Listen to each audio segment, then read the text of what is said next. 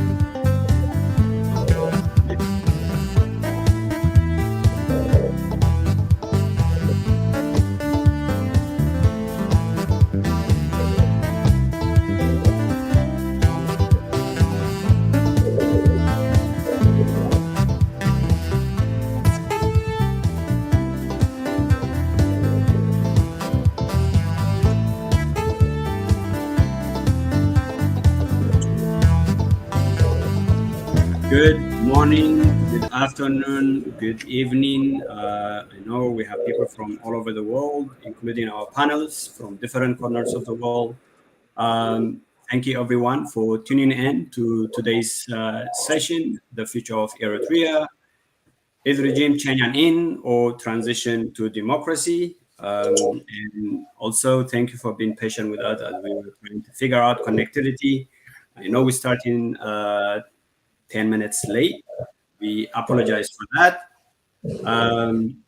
My name is Miron Samada, and I will be moderating this session with Professor Emeritus Edmund J. Keller, our esteemed guest. Just a little policy before we get started. We aim to have an informative civil discussion today about the important issue, the future of Eritrea. Is regime change in or transition to democracy? Our panelists today are scholars, accomplished professionals who all bring with them various expertise, insight, and knowledge that will allow them to provide an analysis of the topic. We recognize that panelists may disagree both in their analysis and their understanding of some factual evidences or the possible route forward. In the interest of having productive discussion, we welcome panelists to share their own perspectives and analysis of the topic, both on their scholarly and professional expertise.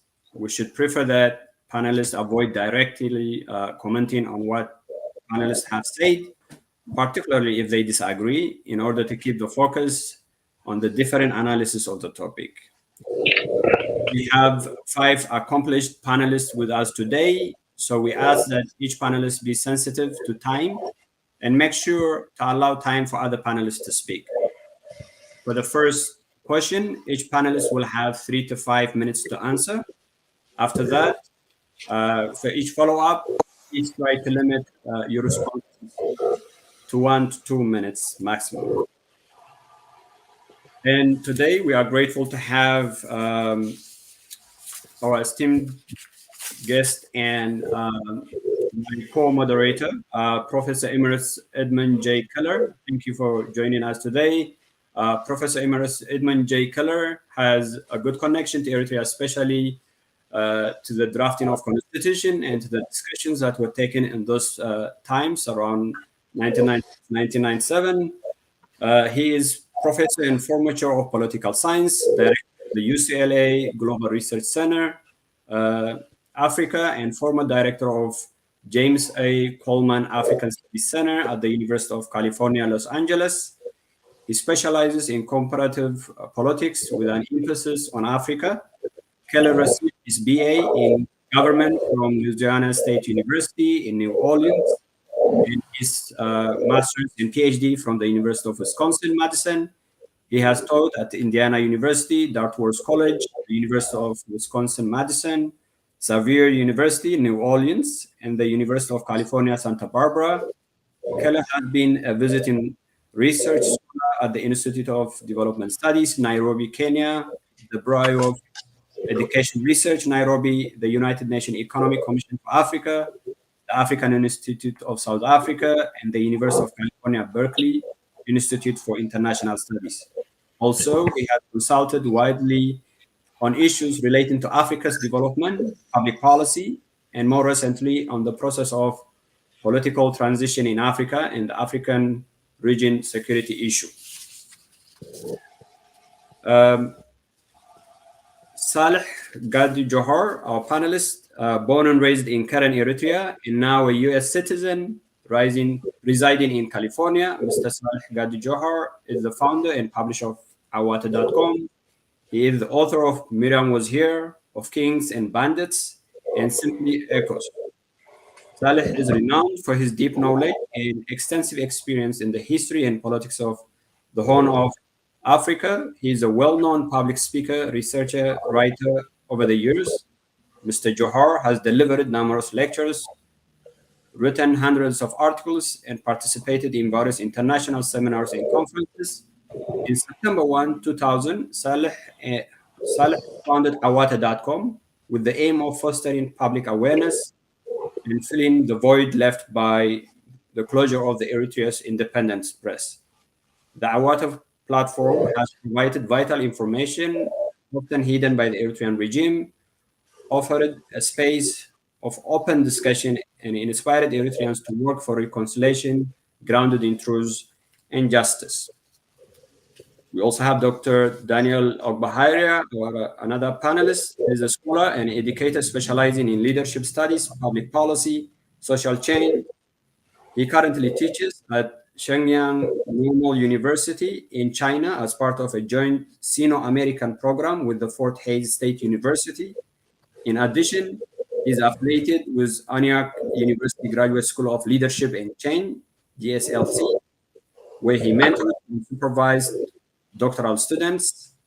Dr. Ogbaharya holds a bachelor degree in political science from the University of Asmara in 2001, master's degree in international studies and environmental policy from Ohio University, and a doctoral in comparative politics, international relations, and African development from Northern Arizona University.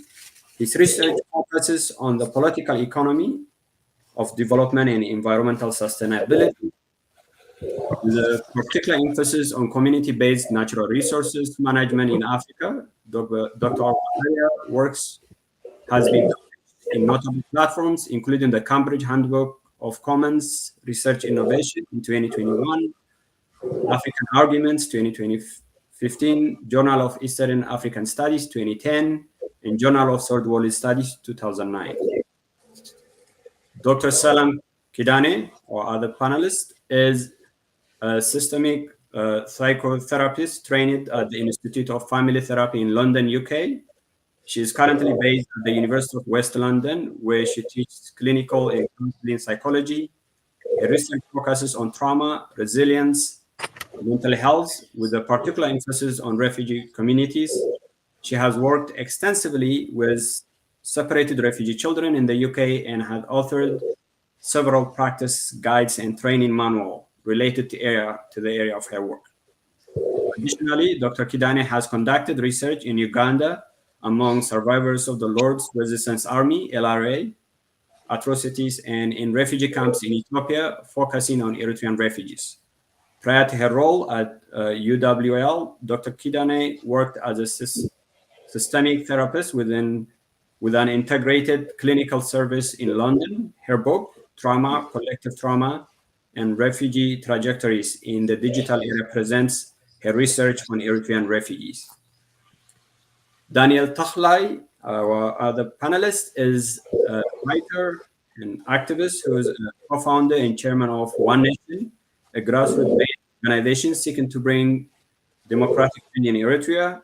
In 2011, he also co-founded the cyber-based Eritrean Youth Solidarity for Change, EYSC, and served as its chairman until 2015. Over the years, he has written dozens of articles on issues of constitutional governance and is one of the contributing authors of the book, Eritrea Affirming Nationhood and Sovereignty. He's also a regular commentator on Eritrean media, providing insights on political issues. Daniel is a bank marketer by profession and has over 20 years experience in retail, commercial, investment banking. He holds a bachelor's degree from the University of Delaware and lives in California with his wife and two children. Last, Kebreab Hailegiorgis, our panelist, is a consultant at the Washington State's Department of Children Youth and Services. He holds his BSc in physics from the University of Asmara and master's in professional counseling from Liberty University. He's also a board chair of a non-for-profit organization that serves refugees and immigrants. I also want to take a few seconds to thank the programs at the University of California, Berkeley, who are co-sponsoring this session, the Center for African Studies, the African American Studies, and the African Diaspora Studies, the Graduate School of Journalism, the American Culture Center, the Goldman School of Public Policy, the Othering and Belonging Institute. On the bios of the speaker, we can find more information on this university websites, which are written extensively. All right. Now, to start our session, before we get into the panelists, Professor Edmund J. Keller, the first question is to you. From your work, you were actively involved during the discussion of the drafting of the Constitution in Eritrea and during other times. Perhaps if you can indulge us your experience with those trips that you made to Eritrea, any work during those times.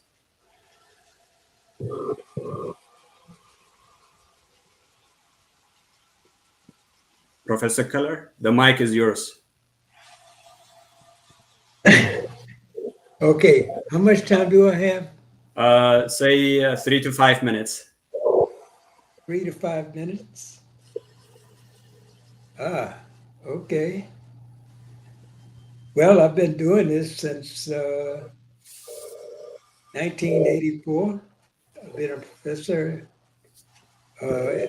Got my degree at Wisconsin, University of Wisconsin, and did field research in Africa, beginning in Kenya,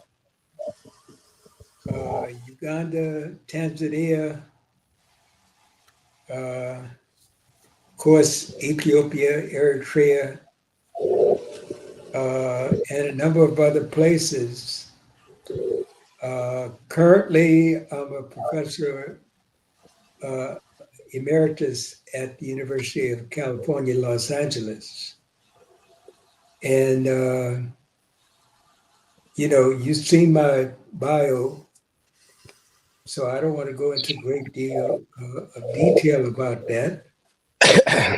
But I'm glad to be here. As was mentioned, I have been closely connected with Eritrea since it claimed its independence, been involved in some meetings discussing the Constitution and various aspects of the independent Eritrean state. I have been a professor at the University of California since the early 1990s, but spent 9 years at Indiana University before that, and eventually went to University of California at Santa Barbara, where I chaired African and African American studies there, and then moved on from there to University of California, Los Angeles, but in between got grants to do write-ups on my Ethiopia research and my Kenya research. So, I'd love to be able to sit down and talk to all of you about my interaction with Africa since the early 1980s. But we don't have time, so I'll just pass on and allow the discussion to proceed. Thank you. All right, Professor Eller. Maybe one follow-up question to you. Do you had any interaction during I believe you had interaction during the constitution drafting in Eritrea, and I think you also been to Eritrea. Can you say a few words to that? Oh, absolutely. I've been involved with Eritrea since its very founding as an independent state. I traveled there many times. Matter of fact, when I first went to Africa, the first place I stopped in sub-Saharan Africa was Eritrea. Hadn't been there before, and spent most of my time in East Africa, in Kenya, Uganda, Tanzania, and but what I'm known for mainly is the work I've done in Ethiopia and Eritrea. Various aspects of the constitutional drafting in independent Eritrea had some very interesting times and debates. Question asking and of me and others and so forth and so on. But I don't want to hold up the show. I'll just pass on and try to moderate as best I can. Thank you. Well, Professor Edmund J. Keller, thank you so much for your contribution, especially during those times. As you know, the Constitution has not been implemented, and part of our discussion presses on that today. For the first set of questions, we'll give each panelist 3 to 5 minutes again to make a statement remark, and that is, in light of the topic of discussion today, the future of Eritrea, is regime change an in or transition to democracy? What are the depths of Eritrea's challenges in their dimensions, and what do you, in all their dimensions, and what do you envision would be the paths we should take or will unfold? Explore what features are possible and what resources might be realized to achieve such a path. And you have 3 to 5 minutes, and we're gonna start with Salih GadJohar. You have the floor. It's tricky to be the starter because you are made to step on the minefield. I would rather stay, but okay. I'll start with the title, The Future of Eritrea, Democracy or Justice, and all that. But to make it short, I have been screaming democracy and all the good things in politics for a long time. And then I gave up. I recalibrated my thinking. And I thought, which comes first, justice or democracy? Democracy cannot assure you of justice, but justice can certainly assure you of democracy. So by that, I concluded that democracy is not in our priority. After all, there are a lot of countries that claim to have democracy, and their lot is not better than the worst country you can put in any list. So start with justice. So if we focus on justice, then the rest will follow. Because to build institutions, democracy requires institutions. And if you don't have the ground where to lay your institutions, then that democracy becomes like a helium balloon, useless. So I think we have to recalibrate and focus on justice, because under justice, everything will be resolved by the rule of the law. But the way it is now, if we take Eritrea as a sample, there is no basic rule of law. So what does democracy mean? I think if you ask the PFDJ, they say, okay, we do controlled kind of democracy, a little bit of elections here, a little bit of consultations there, and that is their definition of democracy. If that's not the case, then for the last 35 years, they've been looking for it and I couldn't locate it yet. So my advice would be don't look any farther, because even if you get it, you're not equipped to implement it and manage it. That's, I think, where we are wasting a lot of resources and time.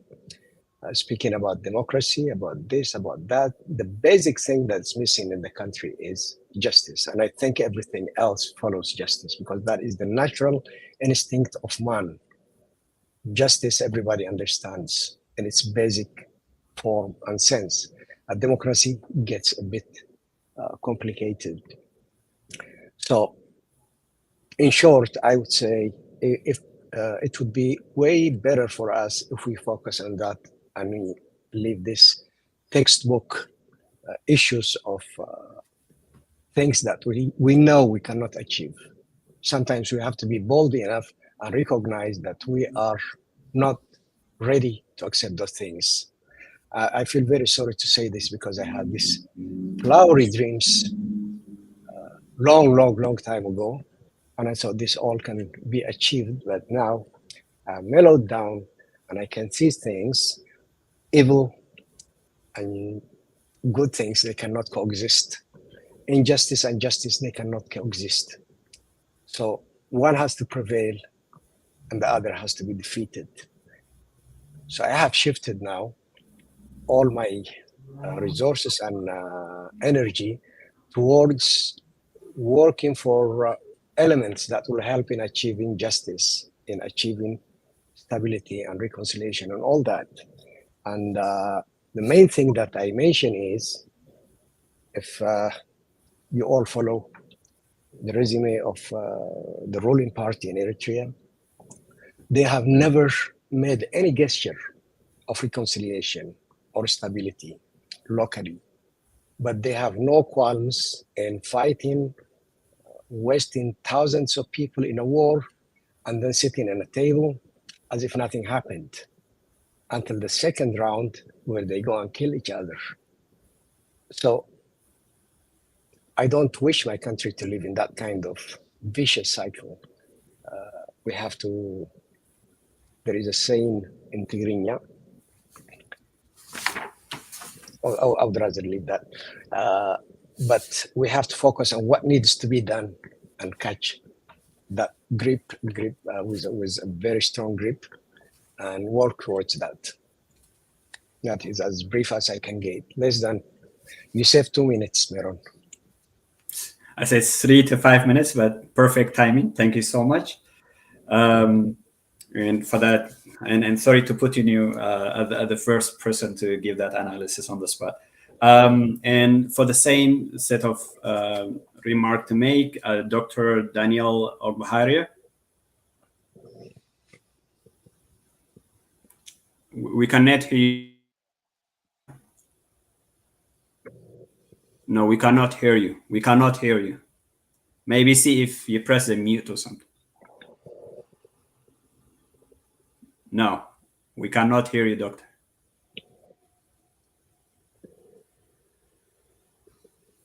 No. No. No. Did you press mute by any chance? No? Okay, maybe we'll get back to you just as we're trying to figure it out. And I would pass the same question to Dr. Selam Kidane.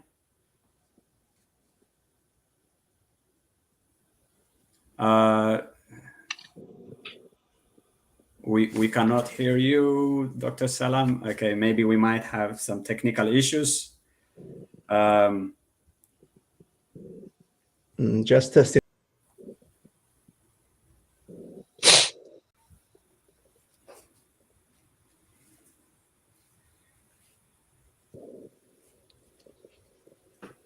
Can you hear me, Meron? Yes, I can hear you. Will that be okay if we pass it on to you, the same question, Kebreab Hailegiorgis? Oh, okay. I did not think that I was volunteering to be the next, but Just Salam, is this working for you now, Dr. Salam? Because I'm not sure if you can hear me. yes, can hear and Daniel, and Dr. Daniel, can you say a few words? Can you hear me now? Yes. Okay, well, we're back with you, Dr. Daniel Ogbaharya. Let's start with you. Okay, thank you, Meron. Thank you very much for organizing this very timely and critical discussion. And it's great to be among these very esteemed colleagues who are known for their excellent contributions on discussions in the Horn of Africa. I think we are meeting at a very interesting time as we are going through very fast-changing geopolitical situation. In many ways, we are, at a crossroads where the region could either descend into further instability or chart a new path toward peace and prosperity. And I think the stakes are very, very high, and the choices made in the coming months and years will have very far-reaching consequences in the Horn of Africa and for Eritrea in particular. Eritrea, I think, finds itself at a very unique juncture. Eritrea faced existential threats ranging from crippling sanctions and externally sponsored conflicts, regional proxy wars, and all kinds of diplomatic conspiracies against the state. These challenges were compounded by prolonged state of no war, no peace, which denied Eritrea some very important opportunities for economic growth and foreign direct investment and development. However, now I think the geopolitical winds are changing, and these create some, of course, some very big challenges, also some important opportunities for Eritrea to break out and accelerate foreign direct investment. Engage in rapprochement with the rest of the world and really emerge as a dynamic player in the region.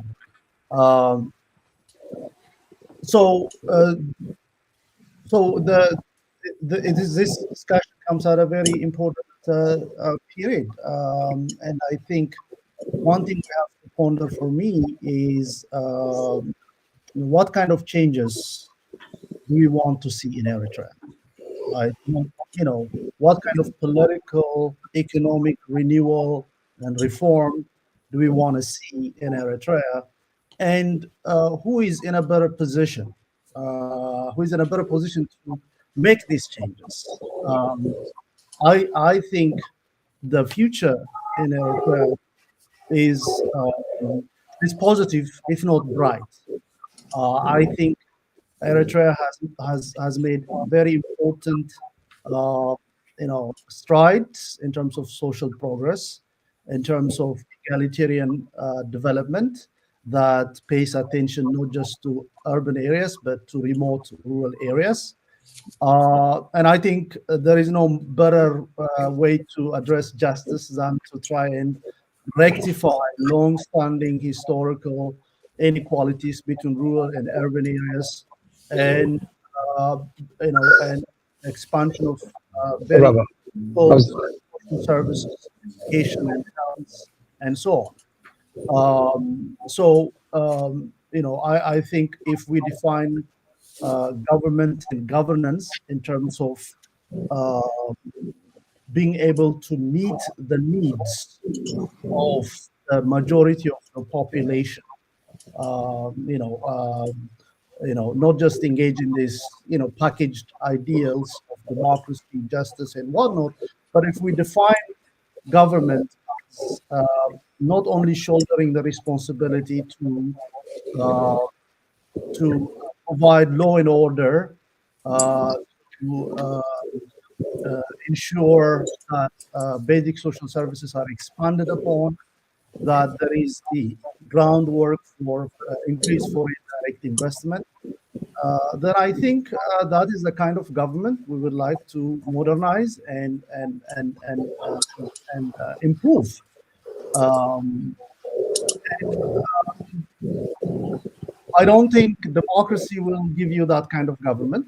Of course, we have to engage in what we mean by democracy and whatnot. But at least if we define government as providing important social services, I think maybe that would give us some area of consensus.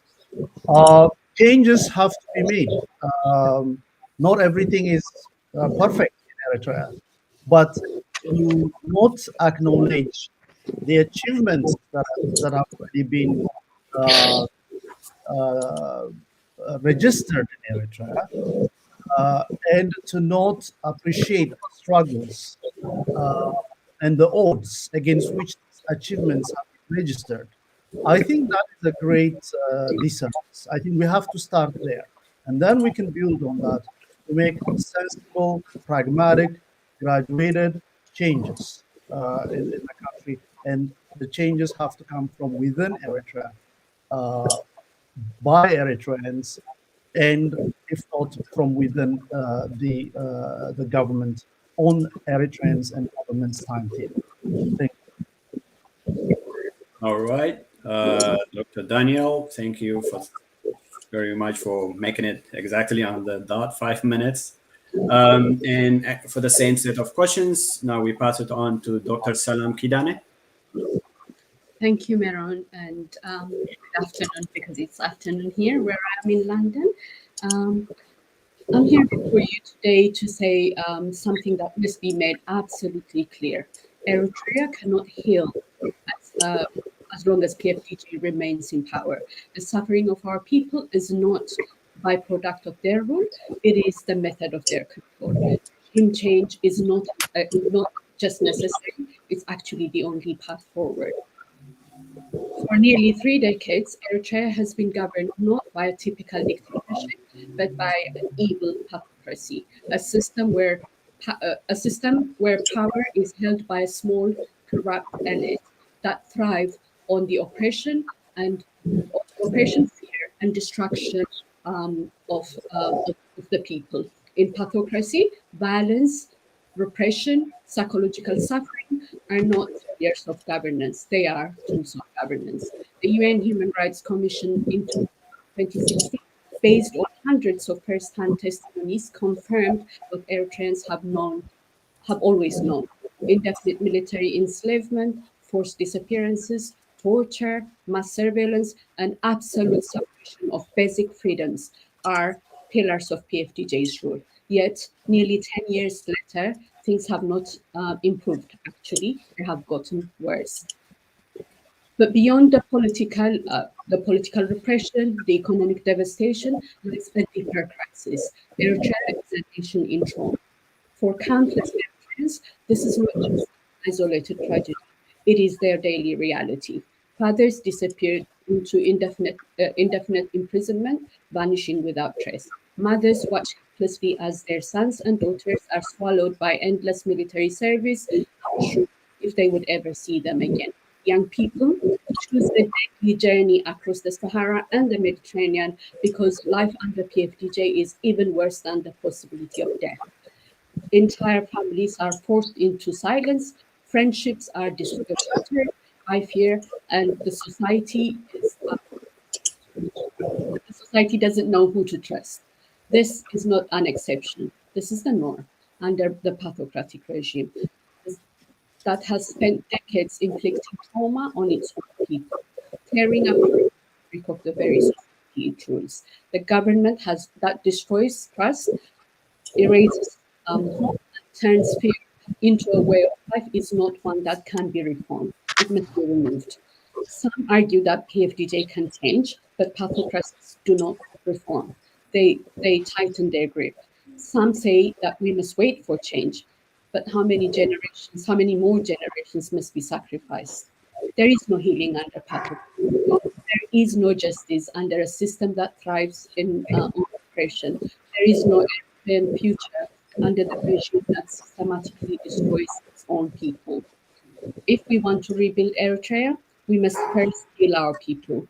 If we want to heal our people, we must remove the source of their suffering. And that means dismantling PFDJ completely and permanently. The only discussion we should be having today is how we bring about the end of the regime and what we must do in its place. Because without change, there is no healing. And without healing, there is no Eritrea. Not the Eritrea that we fought for anyway, and certainly not the Eritrea that our people deserve. For decades, PFDJ has tried to break our people, but we're still here. And we will not just hope for change. We will demand it, we will fight for it, and we will create it. And the time for fear is now over. The time for healing begins, and it begins with the end of PFDJ. Thank you. Dr. Salam, thank you so much. And that's more than 1 minute before the 5-minute mark. Again, the same set of questions to Daniel Teklai.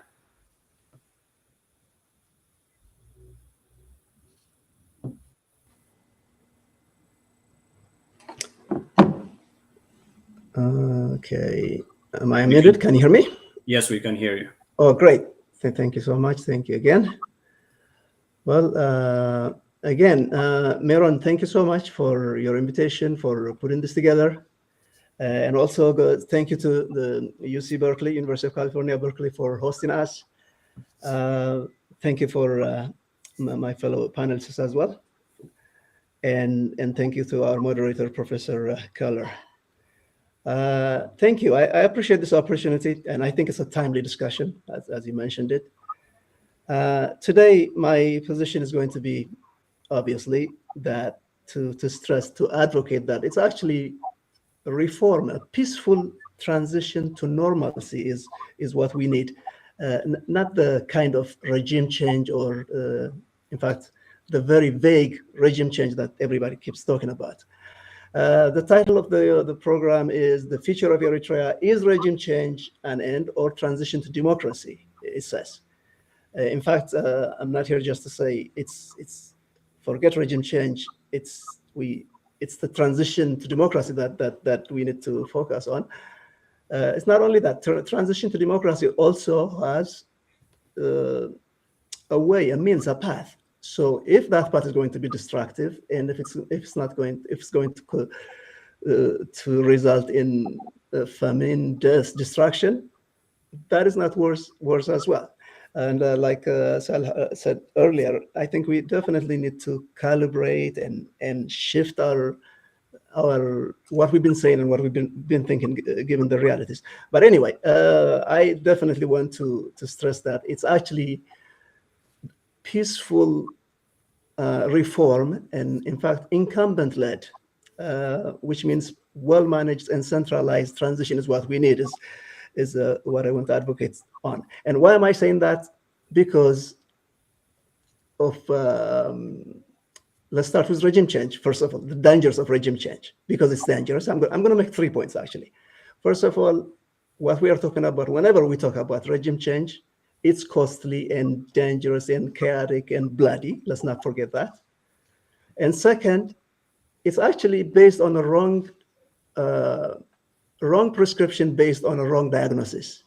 It is, when you look at the situation in Eritrea, where we are, where we've been, the reason we are in the situation, it's based on recent history, but it has its own reason. And if people don't understand the exact reason, their prescription is happens to be wrong. And in this case, like I've been saying that for years and years, what Eritrea needs, Eritrea was on a normal path to democracy, to justice. As a matter of fact, the ruling party, the PFDJ, it's People's Front and for Democracy and Justice. It has outlined its vision for Eritrea and its vision. It has drafted a constitution. It was on the right path, but that path was interrupted. So which means from normalcy, we ended up in the last 25 years in abnormalcy, abnormal. So going back to normalcy doesn't require regime change, but change if the fundamental things that actually made us shift from normal to abnormal, if those things are reversed, that is where the real shift comes on. And I believe, in fact, I'm going to make a point that after all these years, after a quarter of a century, as Eritrea has prevailed, it actually has overcome at least the major hurdles. We still have a lot of issues, but the major hurdles that at this point we can all say, well, now we can go back to normalcy. But let me quickly mention a couple of things about what I mean by regime change is dangerous. It's actually playing with fire.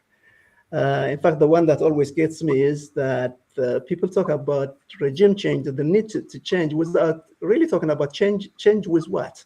And then if the kind of regime changes that we have seen in the last 25 years, if it is the kind of things that we have seen in Libya after Gaddafi, in Iraq after Saddam Hussein, in what's going on in Sudan, and what happened in Somalia, Yemen, and the like, it is exactly the opposite of what we want. So if that is regime change, I don't think anybody wants it. And also this romanticized notion that, when you have a violent overthrow of a system, in its place, you have a better system. History doesn't really support that as well, as you all know. Even if you go back way back in history, the French Revolution, the Russian Revolution, the Chinese Revolution, they were all followed by death and destruction and blood and famine and civil war. Even in our region, the Ethiopian Revolution was like that. Same thing in Somalia. In recent past, what happened in Rwanda, Sierra Leone, Libya, Liberia. Those are the kind of changes that, at the end of the day, the regime was changed, but it is the last thing that we want in our case. And again, what do I mean by wrong prescription? Again, as I mentioned, it is normalcy versus abnormalcy, which is the situation that Eritrea finds itself in was, as you all know, it was forced upon it, especially with the 1998 war, with the TPLF war. It was not just an invasion and a border war that should not have been, but at the end of the day, it placed Eritrea in a no war, no peace situation, basically abandoning its national charter, its constitution, civil rights. We can basically say that Eritrea has been run under martial law for the last 27 years, for all intents and purposes. Now, should this have happened? Was this the only choice? It's debatable, and many of us, including myself, have loudly opposed. We could actually defend our country and still go back to normalcy in terms of the progress toward justice and democracy and rule of law, but did not happen. But having said that, it did not mean that the situations that forced the country into this they came out of thin air. Now, to make this short, let me conclude by saying, okay, if that's the case, and we've heard it before, what's the alternative then? Well, there's a better alternative, and what the peaceful political reform is actually a much better, safer alternative. That's what the people want. Otherwise, the people would have risen way back if they want violent overthrow of the government. And at this particular time, after the enemies have been defeated, the situations have changed, especially the border issue or the sovereignty issue have been, for all intents and purposes, resolved. It is actually now the time to talk about peaceful transition. And thank you. I don't want to take too much of your time. Right. Yeah. All right. If we can all adhere to time limits, please, because we have many questions to go through. But thank you for that analysis, Daniel. And finally, Kebreab Hailegiorgis for the same set of questions, 3 to 5 minutes. And usually when it's 1 minute left, I would lift up this white sheet with 1 minute mark. So Kebreab, go ahead, please. Thanks again. Thank you, Meron and UC Berkeley, and greetings to the panelists, and special greetings to Professor Ed. Eritrea faces complex challenges that require thoughtful solutions to achieve a stable and democratic future. While regime change seems like a clear starting point, sustainable democracy, however, will depend on how Eritrea navigates its deep-rooted issues that are unfortunately attributed to the legacy of tyranny after their demise. So let me quickly state the challenge of current state of Eritrea, the possible scenarios of its future, and the resources we need to mobilize to achieve the Eritrea that its martyrs sacrificed their lives for. I have broken them into 4 categories of challenge. I will start with the political challenge. Eritrea operates under the authoritarian regime with no elections, suppressed civil liberties, and indefinite military conscription. The 1997 constitution that Professor Ed was mentioning remains unimplemented, leaving a legal vacuum. Economically, Eritrea's state-controlled economy limits private sector growth, and the indefinite national service has caused a labor drain, crippling economic progress. On its social challenge, the widespread human rights violations have fostered fear and mistrust among its people. The trauma of prolonged oppression has eroded the social cohesion of Eritrea. The geopolitical challenge, Eritrea's diplomatic isolation and strained regional ties, caused what I would say mainly by the regime's interventionist foreign policy, have limited trade and development opportunities. So what are the possible scenarios for the future of Eritrea? There are several potential scenarios, or I'd say theories, that could shape Eritrea's path. One of the theories is a managed democratic transition, as some of our panelists here have been advocating, and that would be a negotiated shift to transitional government supported by civil society and diaspora networks.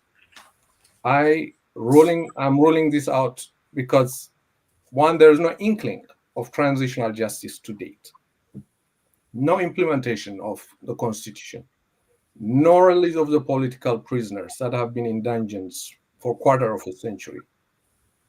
Above all, more than 60 years of behavior, of repression, and extreme consequences for dissent. I am a behavioral science student, and I know that the best predictor of future behavior is the pattern of the past. And we have a 60-year pattern, track record of the behavior of repression of the current regime. The second theory for the future is, as Samuel Solomon has cited in his book, is that 2/3 of authoritarian regimes fall from their inner circle proxies. This could create a sudden power vacuum, which could eventually lead to either a state of chaos and factionalism between the warlords, or hopefully a consensus among them to transition to the rule of law. My worry here is, though, most of the tyrants, cronies, and the generals are equally incriminated, and they also don't see eye to eye with one another. Although I hope that they would eventually have a saving face proposal to democratic transition to the forgiving Eritrean people. The third, they would say, is gradual reform from within, as some of the panelists have also mentioned. Internal reformers may push for slow, controlled political and economic change. The problem that I have with this is that the Eritrean tyrant's intolerance to any form of dissent or even deference of slightest idea has earned him the nickname of the North Korea of Africa. As time passes by, I strongly believe that this iron grip is going to be more vicious, and now the writing is on the wall showing that he's working to transition his power to his son, just as in the North Korea scenario. So, what are the most realistic course of action? It is and should be working on regime change, both internally and externally. While it would have been only deserving for Eritrean people to fight for the change of regime through democratic process in their own land, that's not within sight, within the current tyranny. So I will focus with the diaspora, with what the diaspora could do at this point to effect change. First one is Eritrean diaspora in general and the actively justice-seeking community in particular needs to pull its acts together. It's true that the justice-seeking camp is just the involuntary outcome of the tyranny back home.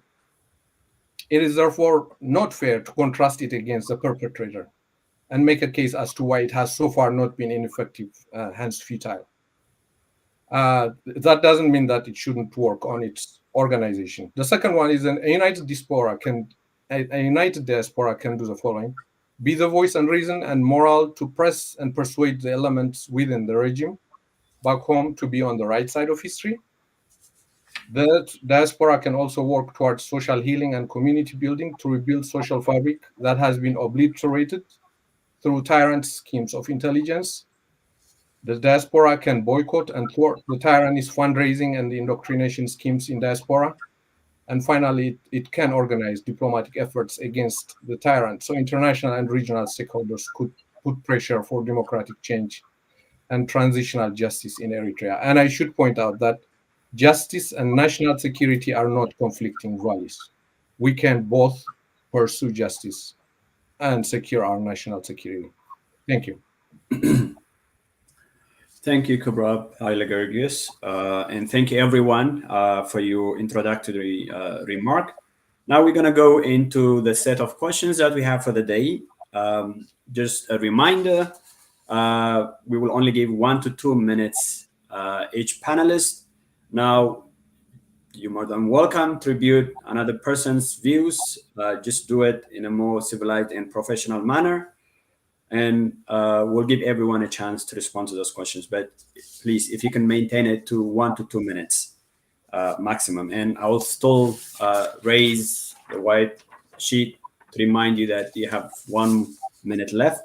There's one introductory point that I missed, and I really want to state it in this session, is that while preparing this session, we also invited the Eritrean government representatives through their embassy in DC, in New York, but also directly by emailing to shabai.com, because we want this panel to be as inclusive, as diverse, as views as possible, representing the different dynamics that exist among us Eritreans. So I want to make that statement clear. Now we're going to go into the set of questions.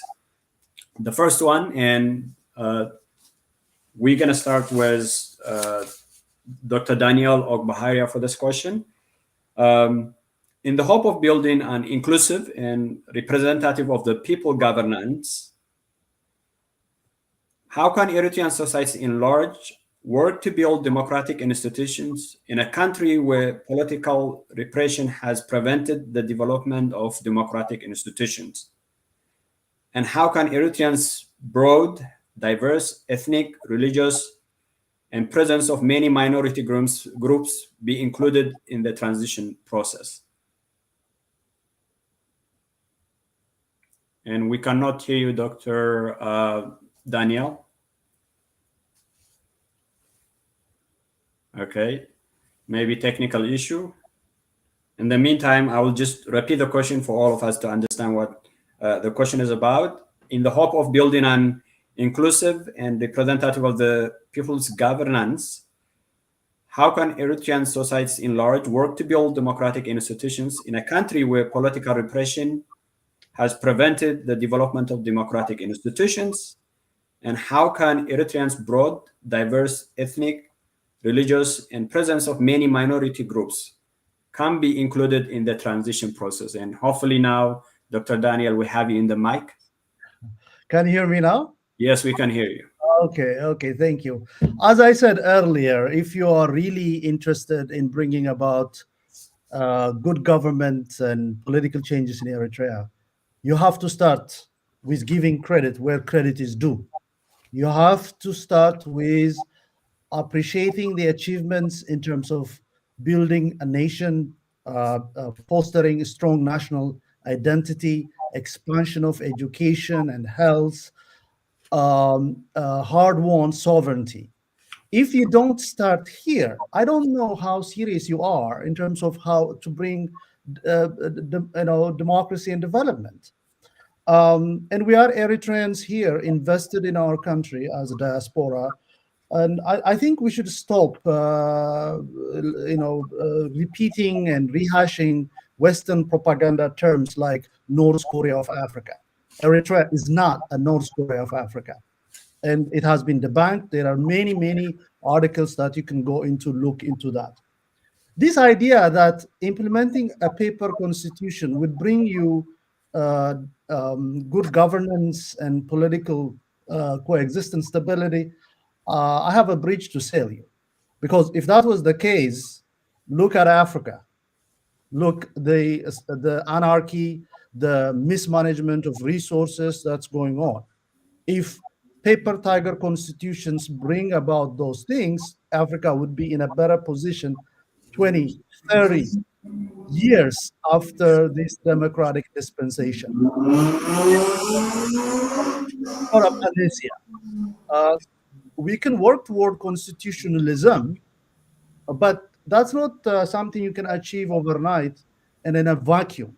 Please talk about the context. I believe Eritrea has laid out the ingredients of what could go into building a democratic state, and that is a strong state capable of ensuring law and order in the country, expanding social infrastructure, building a strong national identity, and so on. Now, it doesn't mean there are no challenges, but I think we can start there in terms of ensuring that there is a bright future. Am I still in? Okay, I think I'll stop there for now.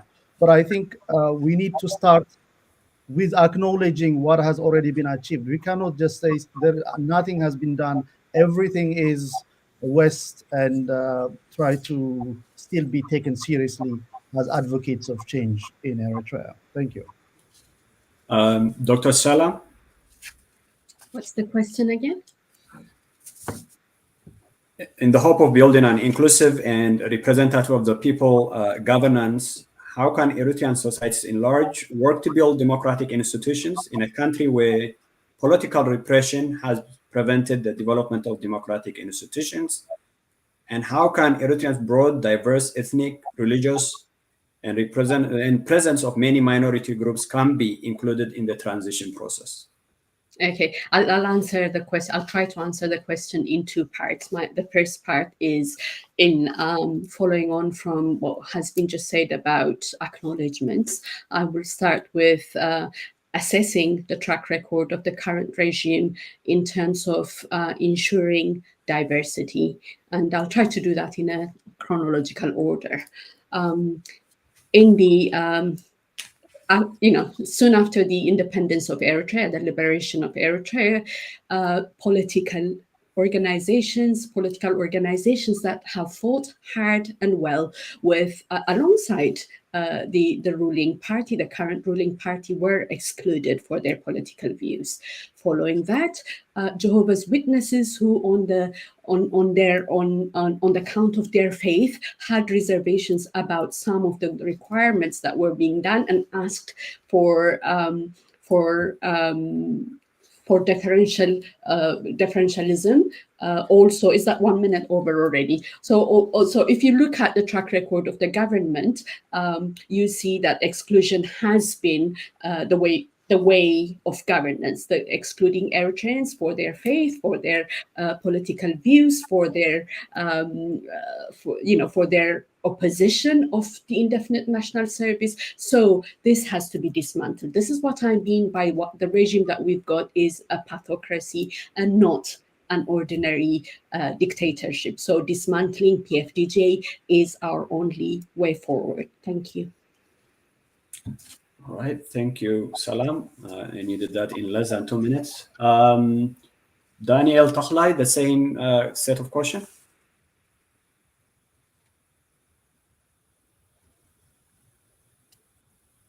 And we cannot hear you, Daniel. Yes, you're back. Am I back? Yes. I don't know what's going on today. Okay. Yes, let me get to the point. So how do we do that without repeating the question? It is by being pragmatic and real. And we can't be talking about this Eritrea that doesn't exist in reality. And also, we can't be talking about Eritrea of the 1990s or the 2000s. We are in 2025. What do we do now? Pragmatic now. The reality is, if we're talking about in terms of diversity and so on, what I really admire about one of the great achievements of the PFDJ, the current leadership of Eritrea in general, is that they have gone beyond ethnic nationalism or sub-national agendas and view themselves as citizens. The reason we are all here is because we are citizens of Eritrea. That's it. Nobody's representing their ethnic group, their religion, their what have you. And that is a big deal. And the reason that is a big deal is if everybody talks about their group rights or what matters to their sector, this colloquial agendas, you can't have, the ultimate democracy and justice and social justice that we all seek. So, again, just to repeat myself, let's be pragmatic. The Eritrea of today looks at its citizens as equals.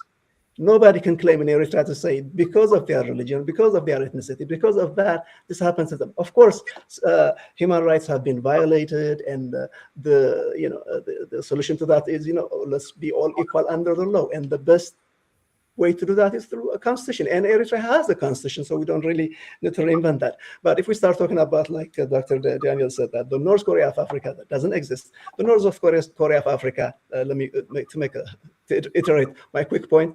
As they all know, I just traveled to Eritrea after 23 years. Right. After saying many, many things of what the regime should do and change and criticizing and maybe sometimes insulting them. But I was able to sit down with many of the leaders and say what I'm saying today, with the understanding that we are in a new chapter, we are in a new place of reality of 2025, and I made it out. That's not a North Korea of Africa. That's just Eritrea, given the situation, its recent history, and where it's headed. Let me stop. Right. We'll get to more discussion, more points soon, and if we can maintain a 2-minute time limit, please. And for the same set of questions, Kebreab Hailegiorgis, and then followed by Salih GadJohar.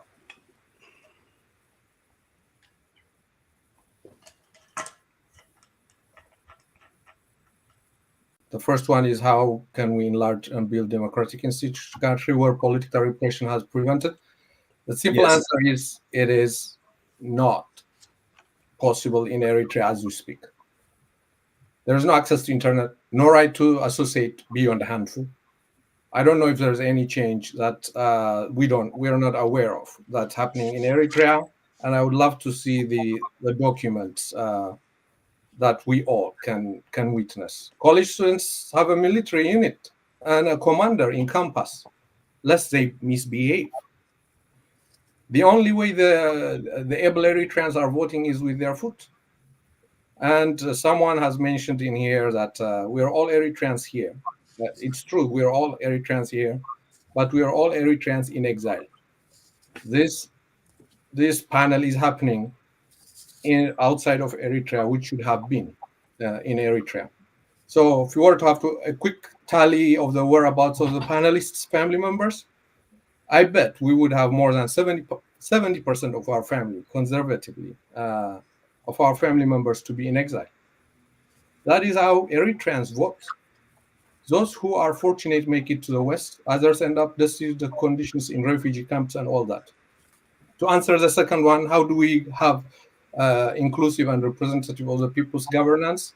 Eritrean people has had no problem of living in unity. The people of Eritrea has been governing itself with probably the oldest customary law and has been managing to coexist among the different ethnic and religious groups. Karen is a typical example. And in Karen, you find all kinds of religious and ethnic groups. We haven't had any issue of coexisting under the rule of law. The question now is the rule of law has been dismantled, and now we're left with a repressive regime whereby the intelligence apparatus and schemes gets into the social fabric, whereby now the unity has been challenged. So I don't have any problem of the diversity in the future, but I have a problem of how it's going to be implemented within the country. And hence the stakes are outside or within the inner circle of the regime. All right. Thank you, Kebreab. Salih GadJohar, the same set of questions. And just to remind, it's about how democratic institutions in a country where political repression have prevented the development of democratic institution, but also how can Eritrean broad, diverse, ethnic, religious, and presence of minority communities be included in the transition process? Start? Yes. Okay. There is one thing that disturbs me in such discussions. We tend to equate the oppressed and the regime, we put them on the same footing. So we are not false. We are victims. The Eritrean people are victims, not the false. We are not in a court of law whereby everybody has his arguments. If that's the case, then I need a few battalions like they have, a few from the bank account like they have, and a few of the facilities that they are involved enjoying. So I would say it is dishonest to see or to say that the government is this, the government is that. In equating, in answering the people's grievances, you have to make excuses for the government. That doesn't work, and it's very disappointing, in fact, from enlightened people. Such arguments should not come. The second thing Kebreab mentioned about Karen, I'm from Karen, so whenever you say that, I feel like you gave me a star on the shoulder. What I feel is that coexistence, that peaceful coexistence, which I lived since childhood, now we see that the PFDJ are claiming it. See, and that is travesty of reason. That's the second point. The third and final point is, I'll give you an example. If somebody comes and grabs you by the throat, you know that if you break a tooth, you'll go to jail. If you take an eye, you will go to jail. And if you do any bodily harm to somebody, you'll go to jail. You'll be accountable for that. Now imagine one of you comes and grabs me, suffocation. Am I going to think, okay, if I do something, I will hit his mouth and I will break a nose and I will go to the police and I will be punished? Do I think that, or is it a reflex, human thing, human reaction? So the PFDJ is leaving the people nothing but a reflex, human, natural reaction. So whatever the people react with, I cannot say it's wrong, because it has gone beyond the limits. And this, whatever, Haile Selassie said that, Derg said that, the PFG are saying that, TPLF are saying that, every regime in Africa threatens the people. If we go, then you will not have peace. That's the result of what you're doing, not because you're gone.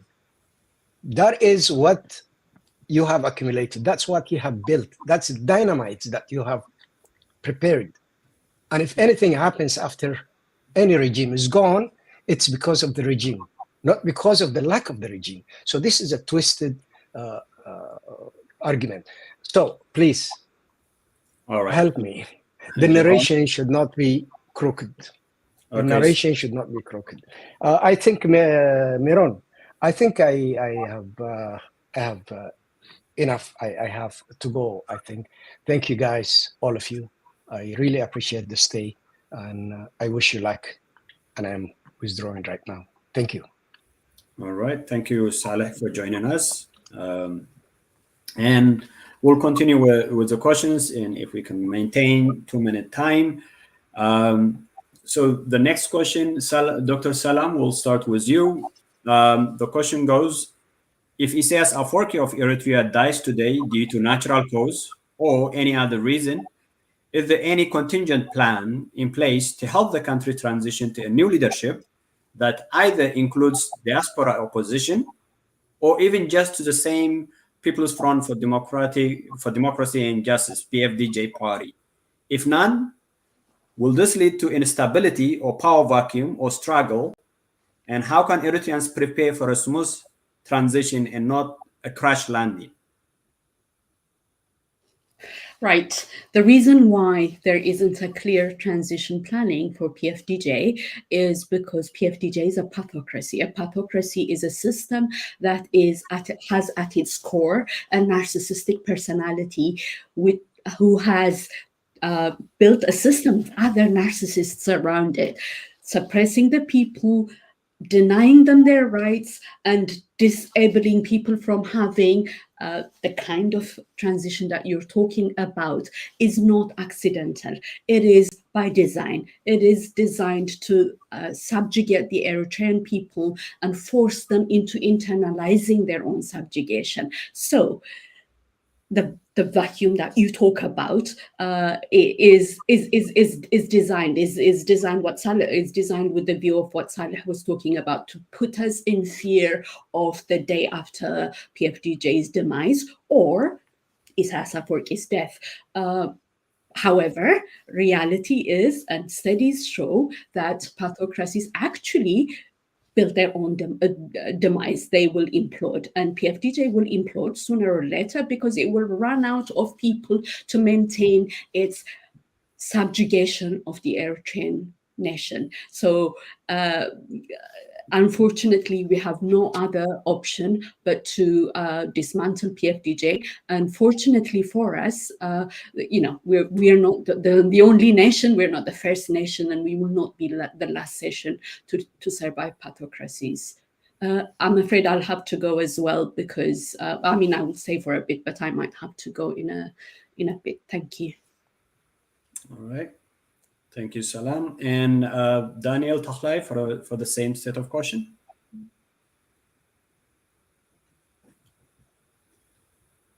And yes, we can hear you now. This particular question to me boils down about who has the ability to maintain order as we transition now and for the foreseeable future. And if you're in a house, it's on fire, you don't go to a 5-year-old and be like, oh, can you save us?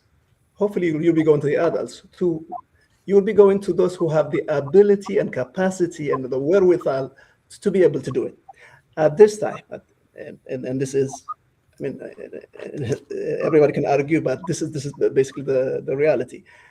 The entities that we have as Eritreans, whether we like it or not, whether we support them or not, whether we consider them enemies or not, it is the front, the Gembar, the PFDJ, it's the Eritrean Defense Forces with all its security apparatus, it's the government with all its ministries and organs and and divisions. So let's just this like the front, the military, and the government. We will fall if we are invaded. We'll call upon them to save the country. We'll be behind them. And in terms of transition, it's all about who has the ability right now, them. And that's why you can't talk about getting rid of something without, especially when you already know you have nothing to replace it with. In fact, it's irresponsible to even consider that. And then behind that is the public, and the public in Eritrea, but it's something that should make all of us happy, has national harmony. Eritrean nationalism has never been actually this good, this high. What we call Eritreanism makes everyone under that Eritrean flag feel equal.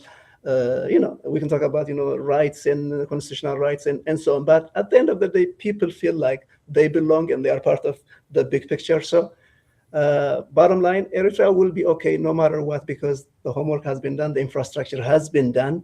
And yes, we should worry about, chaos after a violent overthrow of a system. But if you have an orderly system, there's nothing to worry about, because it's something that we should proudly say, well, unlike other countries, Eritrea will be okay. All right. Thank you, Daniel. The same question to Kebreab Hailegiorgis.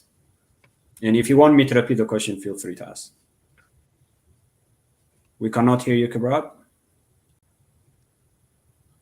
Can you hear me now? Yes, we can hear you now. Okay, I've heard the question, but I hope this is going to be the last. I also have to leave, and for the fairness of the panelists' participation as well. Any contingent plan in place to help the country transition to a new leadership? I'm afraid there is none. Hence, the legacy of tyrants. They don't have a transition plan open to the public. And this doesn't mean that they don't have one. It would be so naive to think that they don't. This will leave the public in chaos, I'm afraid. Here's the reason why the justice-seeking community should come up with a blueprint for transitional justice and constitutional rule process. And here's the risk of keeping the current regime just for the sake of what's going to happen after that. I'd contend that the danger of the regime in power far outweighs the risk of its aftermath. I've heard someone drawing a parallel of the risk of keeping cancer cells in the body, posing more threat to the body than the risk of chemotherapy. I find it to be very fitting in an Eritrean case. All right. Kebreab, thank you so much for that response. And in case if you leave us anytime soon, as you stated, we thank for your time and every other panelist that was here. We will pass the same question to Dr. Daniel Ogbaharya. Thank you, Marion. But I think we have to acknowledge the elephant in the room, which is that the people who were somewhat advocating regime change seem to just, boycott the discussion or leave. I don't think that is a very respectful thing to do. If we cannot together discuss the future of Eritrea, no matter how uncomfortable we might be with the perspective being presented, I think, I don't know, that's not a very good statement to make. So, having said that, I think, as I said, what are the ingredients that make for good democratic development? Okay, well, let's ask there, or for democratic transition or succession, whatever you might call it. I think countries that have built strong national identity, countries that have invested in their people's social development, human development, countries that have uncompromising sovereignty, have a better chance, achieving, sustainable, to borrow from, my fellow panelists, sustainable democracy and development.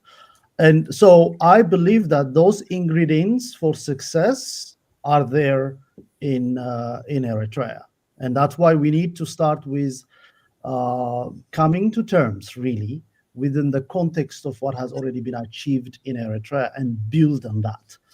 And if we enlarge succession to mean overall societal progress, not just an individual leader's demise, as some Western analysts would like to focus on, then I think we can have some hope in Eritrea for peaceful transition.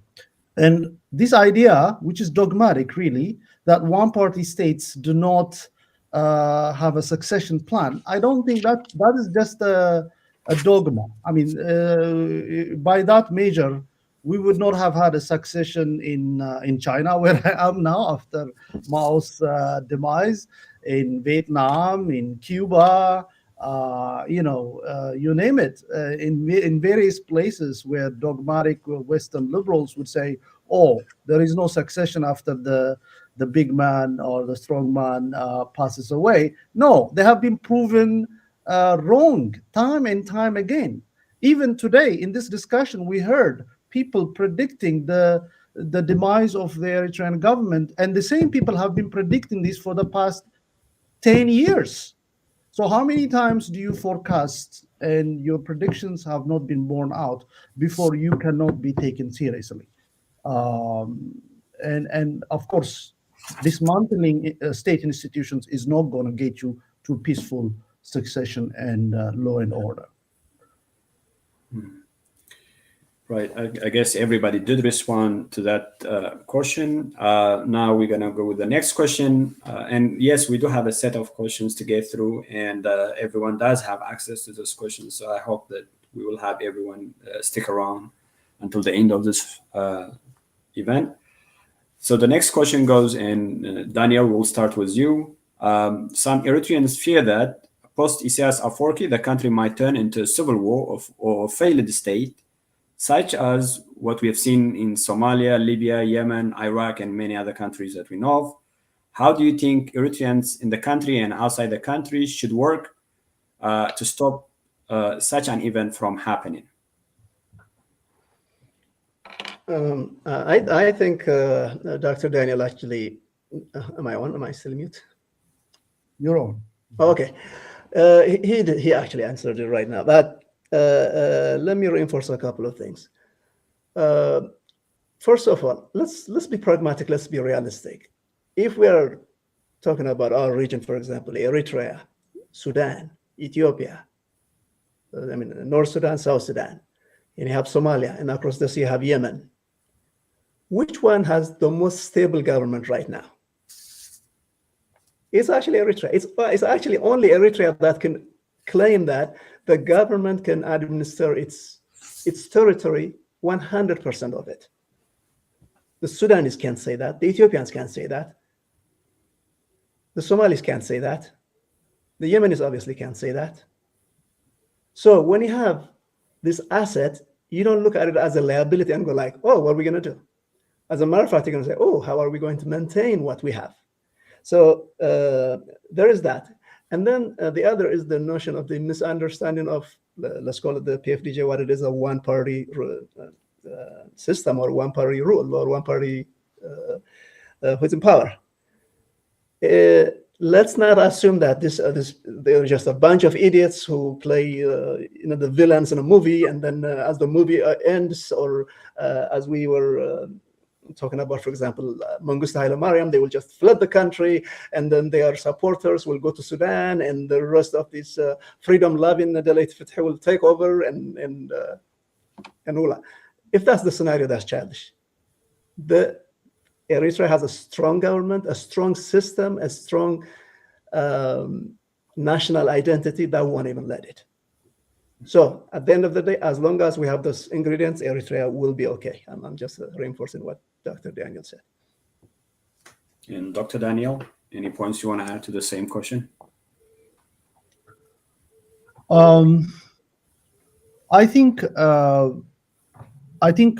there is to understand the blueprint, if there is a blueprint in Eritrea of the ruling party, if we go to the national charter and so on, maybe you can identify a sort of sequencing of political development. By that, what I mean is that first things have to come first, right? Before you implement certain things. So, for example, having a state capacity, having the ability to implement different policies and strategies, development policies, and building a national identity before you embark on some sort of democratic, multi-party, pluralistic dispensation. And this sequencing, I think, is now being being reflected in literature. I mean, even the bastion of neoliberal, or liberalism, like if you consult with Francis Fukuyama, he has come to terms with this notion that first you have to build the state before you can democratize it, right? First, you have to have rule by law before you can have rule of law, right? You have to have a state capacity in order to build a modern state. So now, in this sequencing, what the changes we need in Eritrea, of course, is economic renewal and revival. We need increased foreign direct investment, which seems to be now opening up because of the rapprochement that is going on both with the East and with the West, by the way. I mean, this shows the pragmatism of the Eritrean government. You have East and West relations going, strong relations with China and Russia, and now increasing rapprochement with Italy and with the collective West as well. So modernization of administration, right? Modernization of civil service, right? Demobilization of a very huge national military army that Eritrea was forced to raise, right? These are big challenges that have to come first, right? Before any sort of elections or democratic dispensation you can have. I mean, even in the literature, you have to have DDR first before you can have elections. So I think sequencing is very, very important. We cannot dismiss when we say that some things come first before before the end goal of democratization. Mm-hmm. Right. For this next question, there are groups that say for change to take effect in Eritrea, and I think it appears you might have a similar understanding to this. It has to include the People's Front for Democracy and Justice, PFDJ, the only ruling party that many Eritreans run away from due to indefinite national service, and is recognized to have committed many human rights violations. If such ideas were to be accommodated, under what circumstances? Mm-hmm. Well, if I may start on that, the PFDJ as a front, by the way, it's not an exclusive club of the few or it's something just for its members. It belongs to Eritrea. It's the Liberation Front. It's Shabia. It's that. That has been around for over 50 years now. It's not going anywhere. It's not only going to be part of the future, it will lead to where it's taken us. Because when you have nobody to replace it with, when there is actually no actor to say, okay, to decide, okay, who is going to play and be part of and who is not, we're talking about a scenario where it doesn't even exist in reality. So short answer is it will not only be part of it, it will lead it. Now, the key word to me is the word front, Gumbar, which means it's not a political party. It's actually a vanguard of the Eritrean revolution. I still see it as such. You know, when it transitioned to from EPLF to PFDJ, I think it was taking a shape of a political party, but it still maintained its People's Front, which means it belongs to all of us. There could be many political parties that can come out of it, outside of it. It will transition as it will go over the bridge to the other side of the river with us, with the Eritrean people. So if we look at it as part of the solution and as a leader, as a conductor of where we want to go, and we're not talking about political reform here, it's the economy, it's defense, it's the maintaining Eritrean identity and so on. The question of whether it's going to be part of it is not even a serious question to me. Dr. Daniel?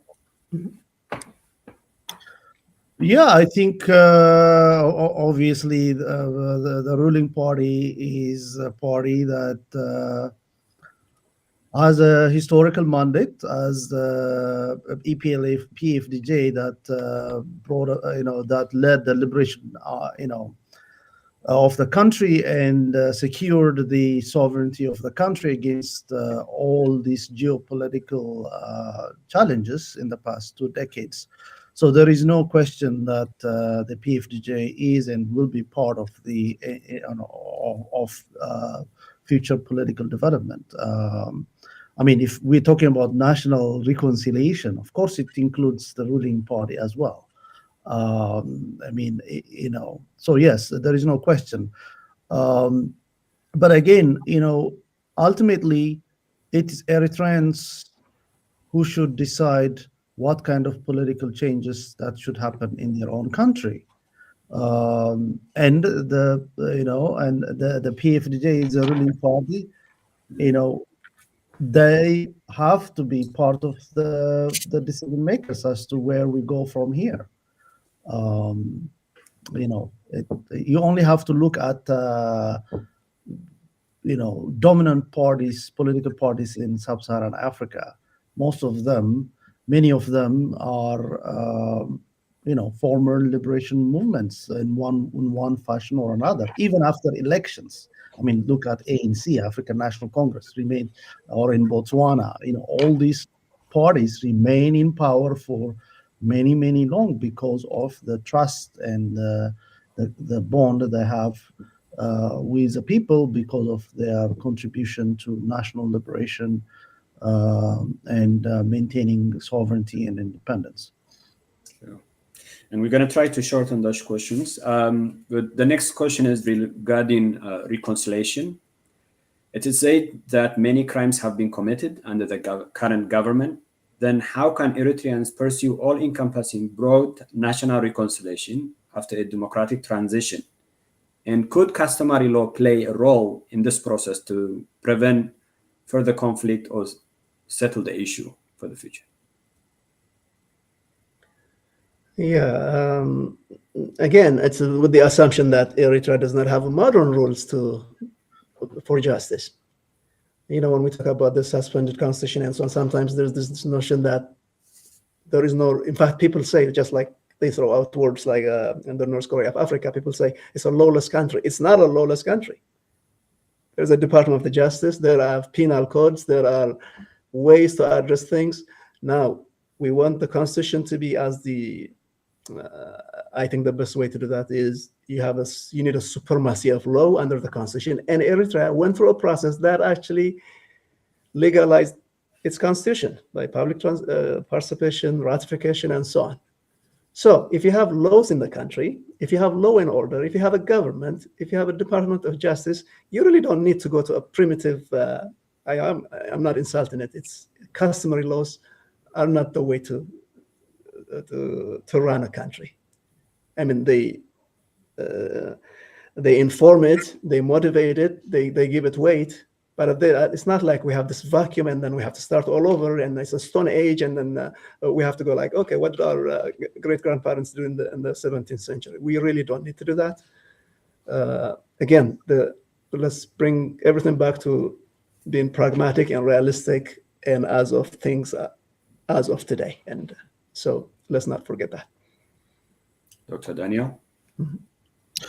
Well, I think we have to critically ask the question of what are human rights and how do you achieve human rights? Do you achieve human rights by punishing people for violating human rights? Do you achieve human rights by allowing, people to learn from mistakes, right?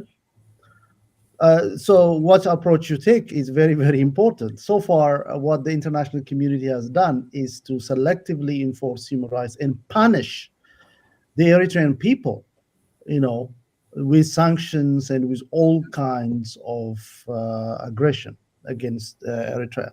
And that has not been successful because it doesn't lead for engagement and dialogue and as I said, learning from past mistakes and trying to improve that.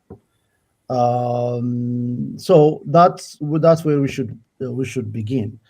I think customary laws have to be part of modern government and governance in Africa. One of the biggest problems in Africa and in governance in Africa is the total exclusion and marginalization of indigenous institutions from the state. The irony is that daily life in Africa depends on the indigenous customary laws and authorities. For example, land administration, right? In many parts of Africa, and I think including in Eritrea, land, rural land, farm land, and other types of land is held collectively and administered on the basis of usufruct rights. But the state adopting,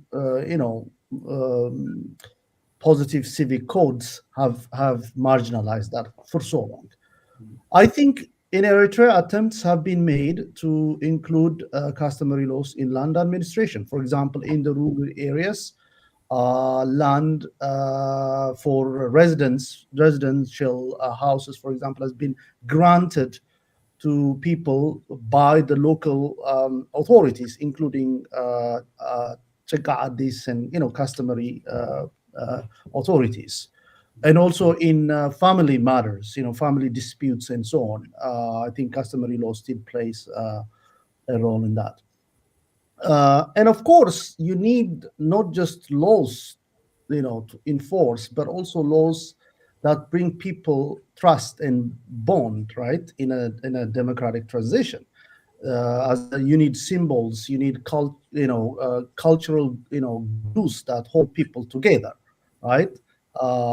Certain rituals and certain symbols, and I think, and of course, the elders have to play a role here in as we move from traditional Eritrea to modern Eritrea, as we modernize public administration, as we modernize the civil service, as we accelerate increased foreign direct investment and economic development. Somebody has to mediate this sometimes too fast cultural changes that could happen. Be careful what you wish for, right? Sometimes when you have a lot of economic development and modernization, sometimes you can lose certain cultural heritage, right? That might create all kinds of problems. Unfortunately, the people who do, who specialize in this part, have left. I mean, there were experts on psychological aspects of this in our panel who are not here to expand upon this. But I think the idea of healing and as you transition from traditional to modern, I mean, we can learn a lot from other societies that saw very fast economic changes and lost some of their culture as a result, and that's created all kinds of instability. So I think customary laws have a place in the transition, but in some limited way, in some areas, not in all sectors. All right, thank you. The next question is relating to opposition in diaspora. Many supporters and non-supporters of the Eritrean government fear that the diaspora opposition is divisive and not helping the cause of democracy some even goes on to state that if diaspora opposition gets to power, they could be worse than the current regime. What mechanism should be put in place to ensure that a post current government Eritrea does not fall into another state of autocracy or military rule or dictatorship, be it from the hands of the People's Front for Democracy and Justice, PFDJ, or even the diaspora opposition? And I know some of you in this panel were in the opposition group, and several that was here as well who are not with us in this panel. How would you expand to this? Well, if I can start. We all know that there's been this fallacy that there's nothing called opposition. It's just a term, a general term people use to mean there is discussion for change. Otherwise, we could be talking about a particular group and their stand, and then judge them based on their actions and their policies and so on. Yes, there are groups, including some advocacy groups like we've been setting up so that we can gather people and be part of the narrative in the conversation. That's what I represented for the most part of the last 20 years, is to say, look, we will need change, but it better be peaceful, it will better be pragmatic, it better be based on change from inside, based on reform, based on going back to normalcy. That's just one tiny voice in this stratosphere we call opposition. So when we say the opposition, sometimes we say like the opposition and the PFDJ as if they are just two entities. The opposition is just a bubble, it's just an idea. And now one can judge this whole idea fair or not, because since even including myself, to say that has it been, for example, tolerant to ideas? Because part of the discussion that we were raising today is, okay, how are we going to work with the PFDJ? Are we going to transition peacefully? Do we need political reform? Do we need regime change? This is part of the discussion. But as you have noticed it tonight, this afternoon in California, I guess tonight in China, it's exactly what I've been experiencing since I, quote unquote, joined them, even though we were never together because we never jived. And that is, they are not they are just after one thing. It is, first of all, it's based on delusion that somehow this thing called change will come, and then they will take over, and then they will dispense justice and revenge and all that. And it's based on very, very childish, inept way. And I'm not insulting anyone. Let me be part of that insult, because who has been insulted, because for better or for worse, I was part of that as well. So when you have an intolerance based on intolerant idea, and until it chooses to become tolerant and accommodate ideas, in fact, the whole idea of democracy and fairness and transparency, everything that we accuse the government of Eritrea, it does that. Now, speaking of that, again, let me remind you, I just came back from Eritrea after not being there for a long time. What I noticed there was the tolerance that lacks here. In fact, we've been in this discussion, it's less than 2 hours. People couldn't even sit down and listen to some voices of truth for more than an hour. Whereas on the flip side, when I went to Eritrea, those very people that I would say, okay, I am your opposer, I am the part of the opposition, they were willing to open doors and say, okay, let's listen what you have to say. So things are getting reversed. So when you have delusion, and then worse of it, by the way, it's not only this intolerance, it is the whole idea behind regime change is the notion of violence. It's a violent regime change. Not only violence in Eritrea, but even in the diaspora. They not only want to shut us, and probably Dr. Daniel as well, away from their medias and the voices. They want to physically block meetings in the diaspora where Eritreans gather to celebrate their independence, or even talk about matters that affect Eritrea. So in this kind of scenario, you have seriousness versus childish behavior. And we witnessed it today. And as I often say, dogs like to chase cars, but they don't know what to do with it once they catch it.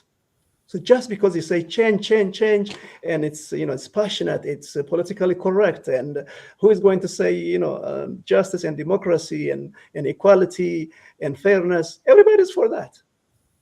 But in the real world, you have to be able to stop the car and drive it. So when the dog catches the car, is he going to bite it, drive it, take it away from you? We don't know. It's just so the agenda for regime change, I think it's a defeated agenda. It's not serious. It's not organized, and there is no such thing called the opposition. So what do we have left with then at the end of the day? Mm-hmm. What we have left with, for better or for worse, whether we agree or not, is what we have inside Eritrea. It's the government, it's the party, it's the defense force, it's the public.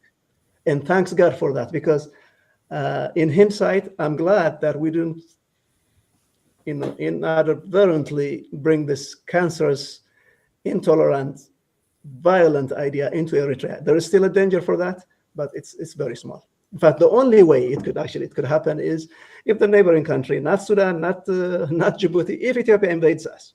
That's the only way you can bring this cancerous agenda of regime change and intolerance and the delusional ideas. The only way to do that was when the TPLF was in power in Addis Ababa, and that train has left the station. And now they are counting on Abiy Ahmed to bring that somehow, so that they can Daniel, give him Assad and so on. So at the end of the day, thanks to the EDF, the Eritrean Defense Force, that's not going to happen also.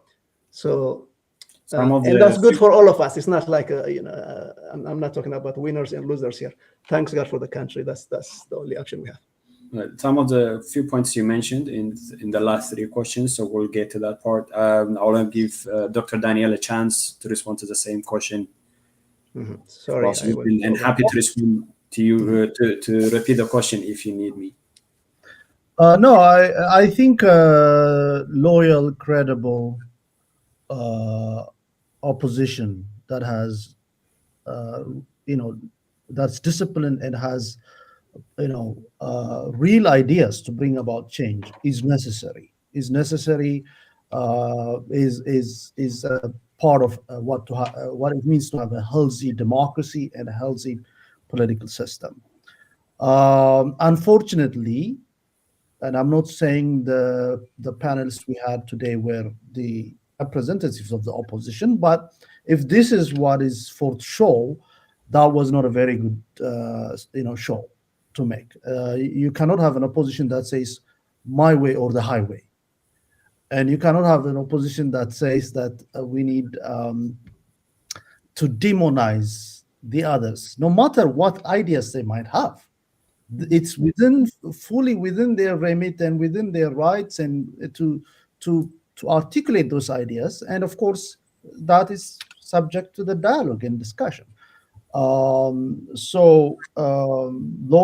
opposition is necessary, but I think we have a lot to work on that front. Is there any other part of the question that I'm missing? It's becoming 3 a.m. here, so yeah. We're gonna run into the next question. We have 3 more questions. We'll make them very short. No, I mean, I just want to make sure that I answered. Well, if you leave, I will be the last man standing. So I dare you. This is becoming the tale of two Daniels here. So. Yeah. And the next question might be related to just the previous question, but more so. And this might touch into you, Daniel, heavily. In light of recent travels of some former opposition activists to Eritrea, Daniel, I think you've been to Eritrea recently. What if the Eritrean government tomorrow says you can enter and participate in the political process of your country?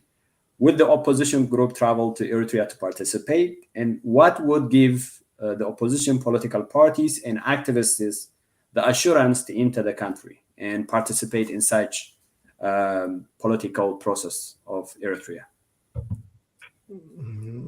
Well, I think as we know, when I went to Eritrea and when others did as well, but especially when I went, there has been a lot said. In fact, everybody who has been in this, everybody who left the panel they were on media to talk about what it means, a psychoanalyzing of what it means for the Eritrean government, what I am trying to do, and equating it to betrayal of their cause and what the government, blah, blah, blah, blah. Anyway, but what it means is, in fact, for years before that, I've been saying this idea of describing ourselves as members of the opposition or supporters of the government, it's not a correct way to describe any of us. From the way I talk, from the way perhaps Dr. Daniel talks, we might easily say, oh, the Gifty, or we can say, they are part of the advocates for, but what, at the end of the day, what we all are, we have an opinion, and people have different opinions. So when, in recognition of this, I refuse to, even to this day, to say, are you a supporter or an opposer of this? We are all here as citizens, and it's with that idea that I went back to Eritrea. Now, people were talking about what assurance they have. The funny thing is, they only found out about me going after I left, right? After I'm in Eritrea. So they were talking about creating discussions about what assurance do we have? Well, those of us who are there, we don't ask for assurance. We just ask for the confidence of, this too is my country. So what people should not be, at this time, people shouldn't be looking for assurance. In fact, people say, okay, until the constitution is implemented and my rights are all guaranteed on paper, I am not going. Well, those are and then they consider themselves revolutionaries, by the way. At this time, what we need is people with courage to say, I don't need to see, 2 miles in front of me. All I need to see is 10 yards, and I will just step into that. And that's what I did. So courageous people are going, and we have proved that if there was any doubt that, if you go there, you would not make it alive, well, that essentially became not true. But the big picture is this. Whatever change we are discussing tonight and going forward, it's all going to happen in Eritrea. There is nothing called the diaspora-centric agenda for Eritrea. Yes, we are in the media, we're in different corners of the world, but it's as if we're talking about being in Eritrea. Now, is the question, can we have this kind of discussion inside Eritrea today? I can confidently say that's exactly what we did at the conference at the Intercontinental Hotel at the Smara Palace. This kind of discussions. Some of it part of the agenda, some of it just because. Now, it should be encouraged by the government. I totally agree. They should invite and make it loud and clear that nobody's going to touch them. That I think they should do that. And if they don't do that, what do? We encourage them to do that. So change from inside is happening and will happen. Now, of course, it's going to need centralization. It's going to require leadership. And those of us who are convinced about this incumbent transition, government-led transition, are saying, oh, this is exactly what we've been advocating for, and it's time to do that. And nobody should be looking for assurance at this time, just courageous first step to say, I'm going to do it. But Daniel, just to follow up on what you said, and Dr. Daniel, I'll get to you in a second. Just on the point of the Constitution, isn't it in the interest of every Eritrean to be governed by rule of law, by Constitution, not by one specific party or one specific individual, not only for the sake of development or so, but also for the again, for the development of the country, for the continuity of a very healthy development in a country that is pretty much 34 years old. Isn't this supposed to be the way forward? And we all know the Constitution of the 1997 that's not implemented. And Isaias in 2014 said that the Constitution is dead, and that there will be a new Constitution to work on. And since then, we have not seen any Constitution that's been worked on or implemented. So Isn't that a noble thing? Isn't that for the benefit of every one of us, the country, the people, the future of development, to have a constitution that everybody would be governed by? And we all are humans. You and I, maybe in our young days, and our fathers, some of them we lost, some of them still around. Nature will take its course. Nobody's going to be here. By having a constitution, are we not building a foundation, not only for us, but for the future generation, to have a stable country, a country that relies in institutional foundation? To me, when we speak of institutional foundation, which relies heavily or starts with the constitution, is the pillar for the future of a country. It's people, the development, the security, and everything that comes with it. And that is missing. And it's safe to say, okay, we could allude to the fact that maybe the country was under threat from Ethiopian aggression, but then the peace process came in 2018, and since then it's been 7 years, and we haven't seen any progress being made in this constitution. So where does that leave us?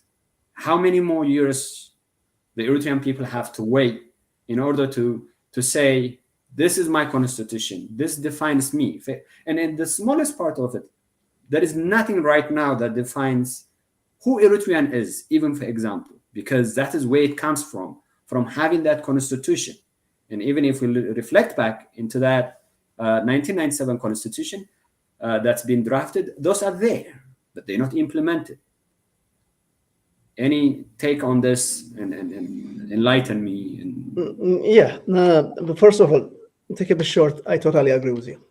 That is the goal, and I also must say that's been my mission. That remains my mission. And if anybody who's a supporter, opposition, no matter what have you, and even future governments, if they oppose to be governed by a constitutional rule, we will continue to push it towards, to convince them, so that the best way to do that is what he just said. So that remains in place. Now, where we are making, I think, the mistake is that to assume that it's only us who want it and nobody else does. With the risk of misquoting myself, at the Asmara Palace conference, there was a presentation about the national charter, the PFDJ's national charter, which is a great vision, which, among many things, talks about the rule of law, that we need a country ruled by law. And then based on that, the Constitution proclamation was declared in 1994. And then we have Constitution drafted, ratified, and so on over the next 3 years. So it all comes down to the national charter. So there was a presentation about how, parts of it that were achieved and where we are and so on. It was a great presentation. So when it was time to ask questions, I stood up in front of the audience. I did ask this question. This is it true? There have been some of us have been saying that the PFDJ has actually abandoned its national charter. That's why it doesn't want to implement the Constitution or anything that mentions it. Can you, tell me right now that the PFDJ is still committed to its national charter and to everything that's in it? So the presenter did a very good job of answering, and he said, of course it is. In fact, he said, to me, if it is not committed to this, I wouldn't call it PFDJ, and then it would have to be something else. That's all what we're working for. And Mr. Yamana Kebreab happens to be sitting close to me and part of the audience as well. He stood up and basically reinforced that. He said, that's what we've been fighting for. Now, of course, things have been, they all talk about, the hurdles that the country had to go through over the last 25, 30 years that many of us have heard it time and again. And then over the next days and weeks, I was lucky enough to meet with several ministers and generals and PFDJ officials, top guys. And our discussion all boils down to this, to me, because I have to be able to quantify it. Are you committed to having a constitutional governance in this country? Because I want to know, are they my partners, or are those people who are saying, we want constitution and they don't? Not almost all of them. All of them were very committed to that. Now people sometimes they insult my intelligence or think that I'm insulting their intelligence. Oh, so do you believe them, these dictators? And if they could do that, why haven't they done? I don't worry like that. Again, what I want to see is the next 10 years. So the country has gone through many hoops the last 25 years. And people always underestimate what it means to be in this no war, no peace situation that we had with Ethiopia, which they were finally pushed out only the last couple of years. Now that we are at this better stage, that the implementation of it has a better chance. So that's why people keep talking about we are in this new chapter. Now, many of you keep saying, but we don't see anything. Now, if what I just described to you is not something, or it's not a big deal, including the fact of me traveling and Wadtaba and others, and so many will follow, by the way, hundreds of them are lined up. If that is not something significant, if what I just set up regarding the Constitution and the discussion is not something, then we are missing the point. But I know when it comes to change, there is like the 1-2% of us who are crazy enough. We really don't need to see the bottom of the ditch before we jump. And then there are some people who want to see every step so that they can safely say, I have assurance. Obviously, there is a difference. But we have to be able to recognize patterns here. And the pattern is, I think, in the right direction and needs work. And we can't take it for granted. And like I said to you, Miran, that is my life's mission. So if it's going to take 20 years from now, I will keep pushing for it. But it will not be violent. It will not be at the cost of national harmony. Thank you. Dr. Daniel, we've been keeping you for a while, so go ahead. For both. No, it's great it's wonderful to hear Daniel's perspective and experience and from his trip and the ideas he gathered from the government officials. So that's a very, very nice update. Thank you. Well, I think constitutional governance is a no-brainer. We have to have ultimately a modern state. Okay, a modern state has to have some sort of accountability and rule of law, and constitutional governance is part of that.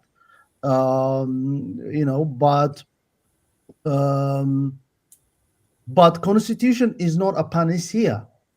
It doesn't solve all of your problems, all of your economic problems, all of your structural problems, all of your administration problems.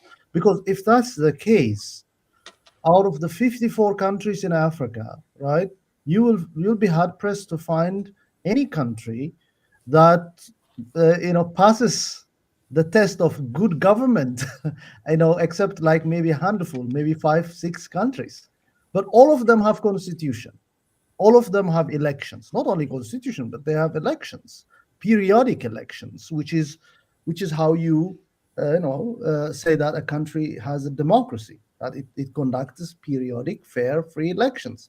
But this dispensation has not solved the problems of these countries, and the governments that exist are corrupt. They are wasting and mismanaging the resources of their country's resources. And therefore, what I'm saying is that constitution is not something that you just wave a magic and solve all of your problems. And what do we mean by implementation of the constitution? Right? We have to be really very critical about that. Everybody says, of course, what we mean is that we don't have constitutionalism, meaning we don't have a constitutionally elected government, right? That's what we mean. Like we've not had an elections of the National Assembly, right? Which was scheduled for December 2001, right? And was postponed. So that's what we mean. Elections of the National Assembly, right? And then, of course, the election of the president, according to the constitution. Actually, some people confuse that election. We have direct presidential election according to no. Okay, that's what we mean. It does not mean aspects of the constitution have not been implemented, right? So there is a list of rights and duties in the constitution, correct?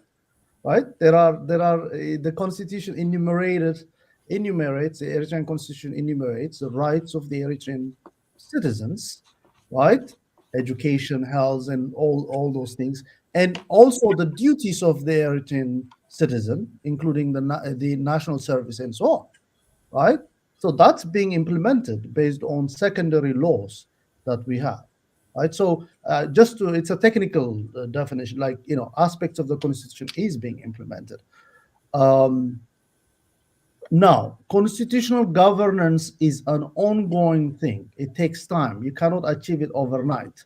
You have to have the ingredients going into it, such as a strong national identity, everybody believing that in the Eritrean state, in the Eritrean in Eritrean nationalism, that these things are important, right? Have we fostered and cultivated these things going in so far? That's the question we have to answer. The United States Constitution, right, remains incomplete till this day. All right? It, for example, does not guarantee the American people the right to free education.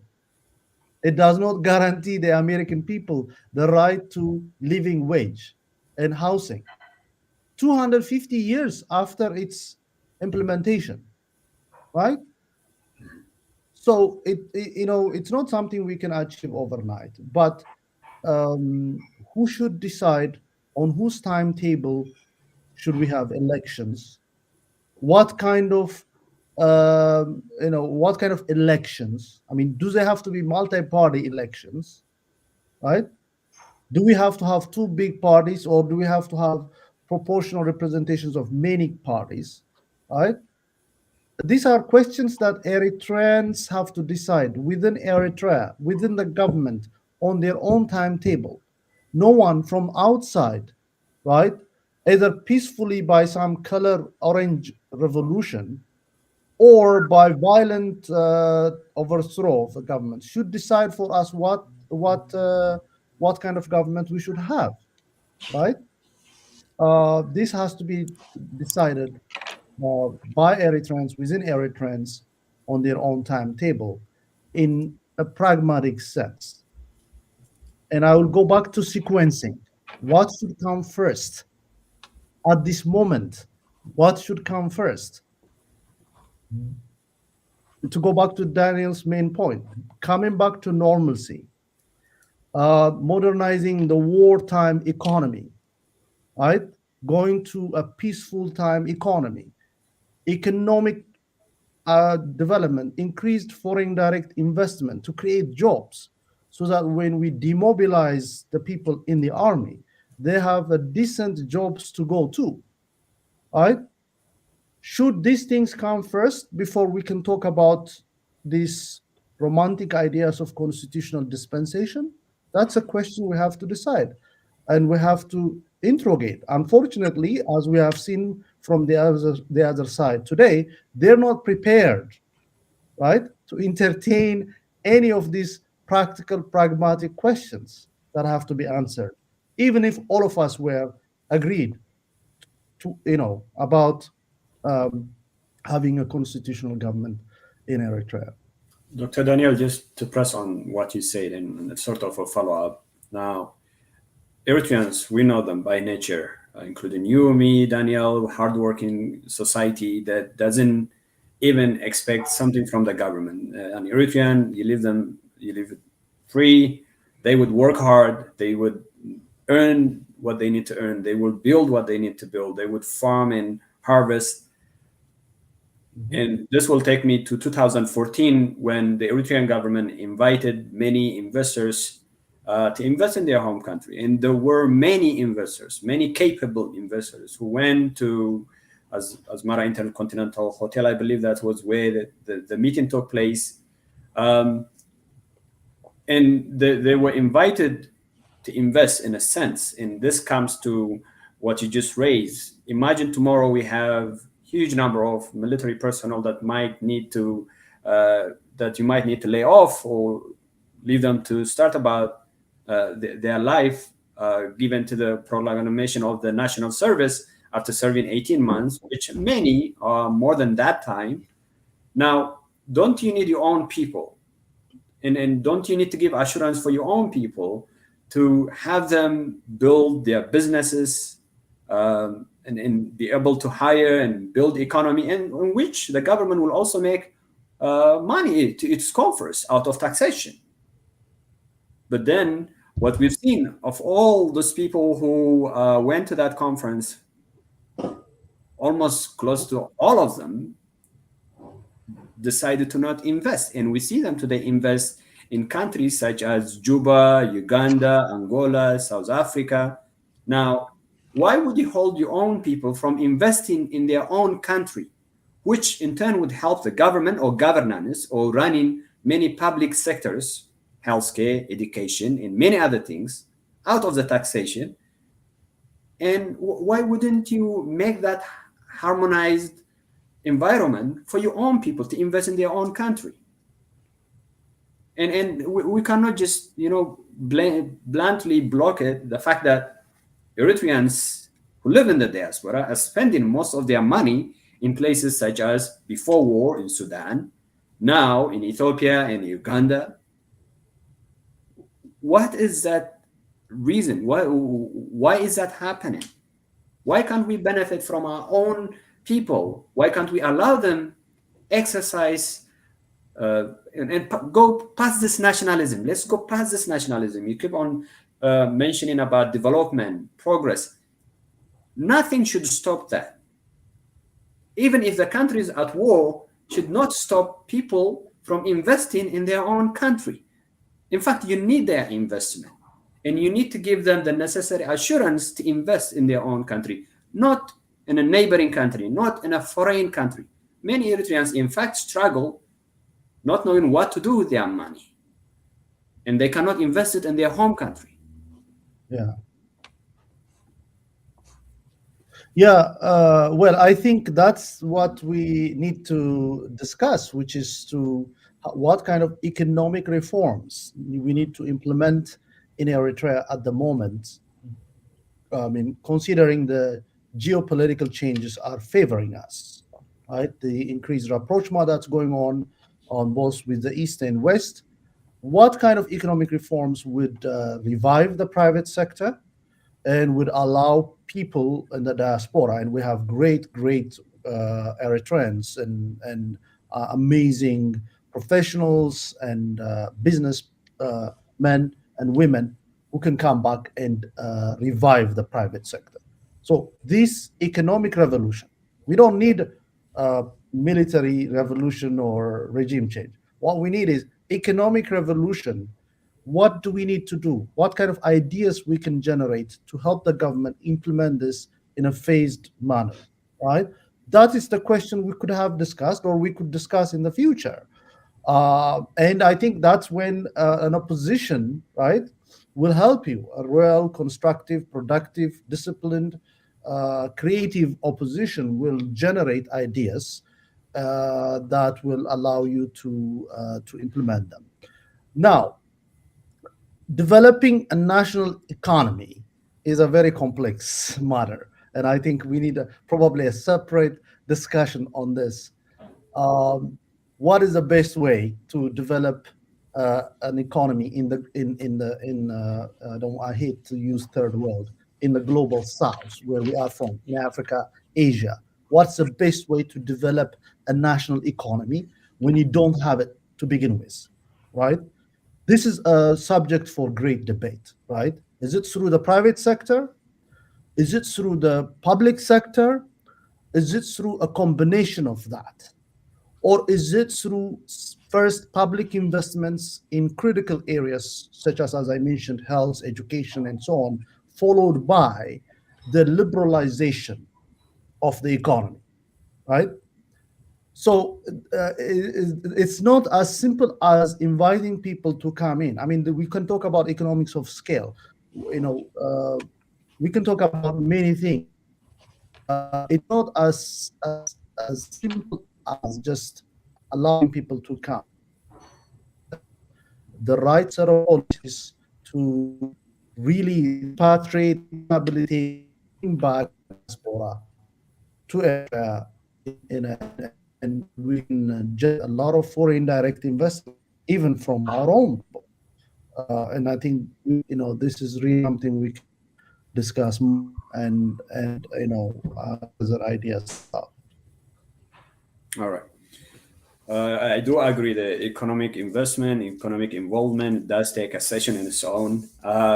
Perhaps we can go ahead with the last two questions. In recent days, there has been growing fear of war breaking out again between Eritrea and Ethiopia. What is your message to the Eritrean people should another war start?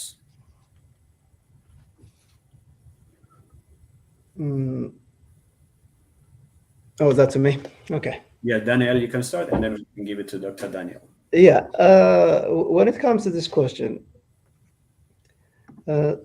sometimes I'm surprised actually the way people answer the question as if they are the referee in between Ethiopia and Eritrea, and then they go like, "Oh, this whataboutism." Well, if the Isaias does this, Abiy does that. Now, if a war breaks out, and the likelihood of that is very low, by the way, right now. But if a war breaks out between Ethiopia and Eritrea, it will be because Ethiopia is trying to invade us. Now, in the history between these two countries, there are 0 times Eritrea invaded Ethiopia. 0. So as Eritreans, when you talk about what are we going to do when the neighboring country invades us, I hope we all rally behind our defense forces. I hope we all rally behind our government and say, hell no, because that will be an invasion. Otherwise, there is this, I often hear discussions about, well, okay, if Abiy wants us up and then he starts the war, oh, it's his fault anyway, so screw him. At the end of the day, let them sort it out. And if that somehow translates into a regime change in Asmara, so be it. And then we can negotiate with Abiy. This is the kind of childish discussion that goes all over the internet, I should say. But that question directed to me, as Daniel, as an Eritrean citizen, if a war breaks out between your country, Daniel, and the neighboring invading country, what are you going to do? Well, there's little we can do, especially those of us in the diaspora. But at a minimum, we stand behind our country and hope that the enemy gets defeated. That's the bottom of it to me. Now, we can talk about how do you prevent it. It's like, well, if somebody wants to invade you, and the way to prevent that is like, don't invade us. But successive Ethiopian regimes, you can go to Haile Selassie and Mengistu and Wayane, and now even Abiy Ahmed is toying with that, is they invade us, we defend ourselves. That's been the case.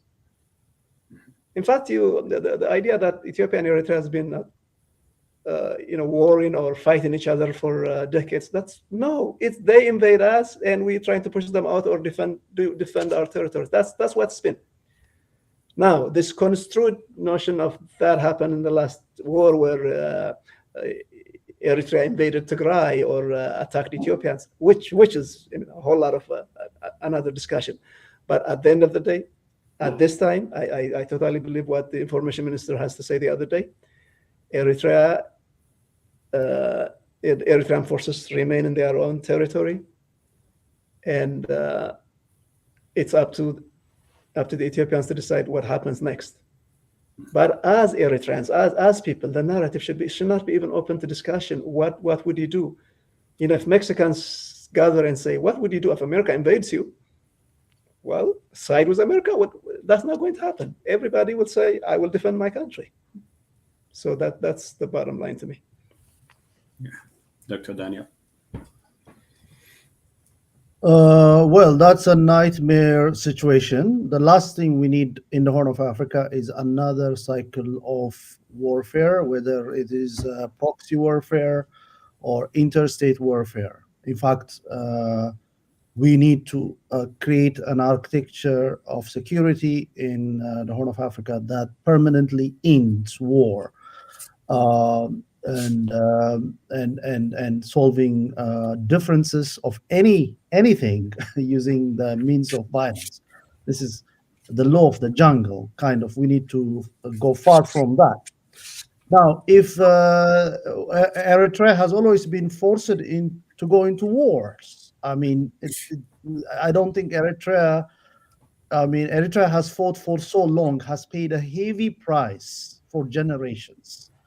And anybody who suggests that Eritrea is a belligerent, Eritrea is interventionist, as somebody was saying earlier in the panel, is really, very, very unfair, to put it mildly, right? Because how can a country that has suffered for so long because of war, instigate war?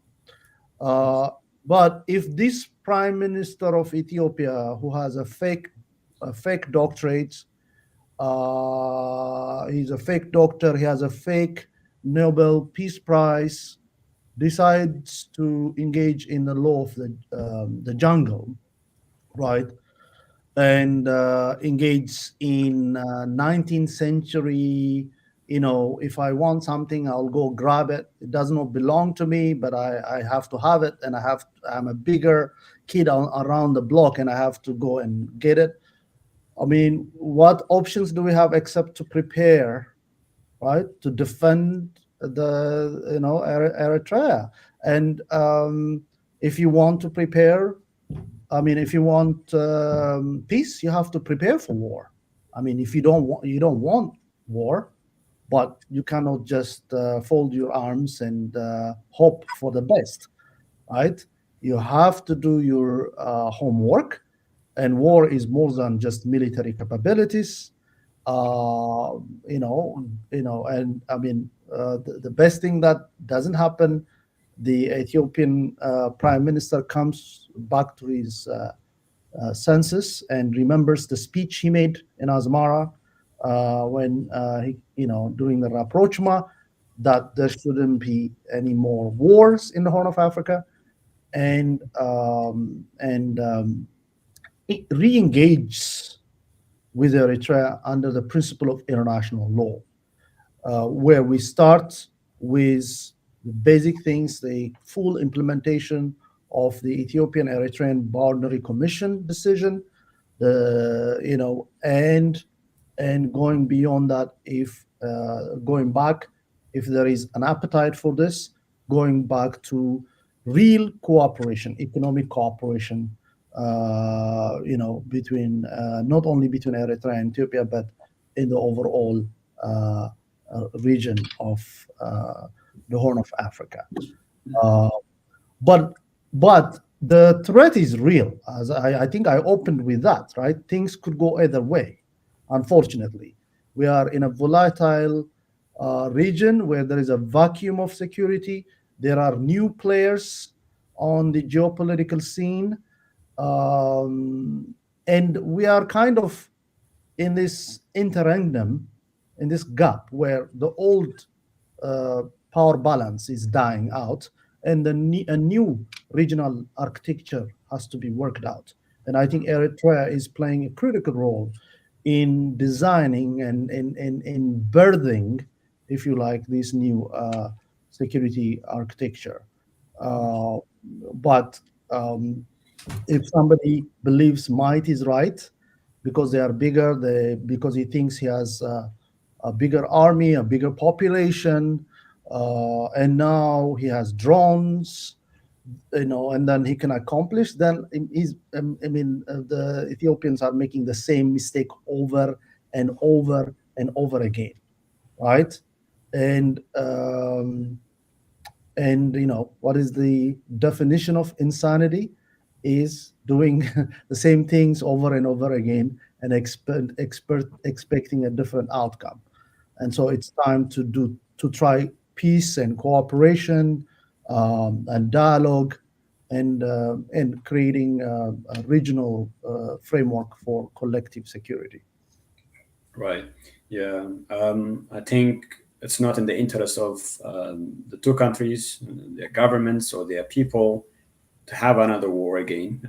As we have learned from the past war, there's nothing good out of war. In fact, it draws back the development of the two countries or their possible mutual cooperation that they should have been working on backward. Now, in the interest of time, we're about to finish soon, but I want to leave you with this last question. In your own analysis, what do you think is the future of Eritrea, say, 10 years from today? Daniel, we'll start with you and we'll close with Dr. Daniel. Okay. Yeah, thank you. By the way, thank you for letting me go first every time, knowing that I have a great backup behind me. So lately I've been thinking about the year 2030. In fact, I was thinking about the year 2030. In the year 2020, that was 10 years from then. Now we are 5 years into it. Now we have to talk about 2035. I would hate to be, hopefully for those who know me, I would never do that. I don't want to be a propagandist. And the Eritrean government especially doesn't need a propagandist or another propagandist. Like I've been saying tonight, I try to be very pragmatic based on evidence. What does the evidence lead to? And once you see the evidence, it better makes you change your mind. Oh, I thought it was this way, but now evidence shows it's going this way. So I better adjust my preconceived notion.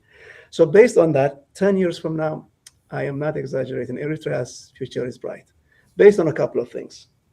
One, this asset that we have, this national identity, it's more valuable to me than any natural resource we have, than any gold, than any economy we build.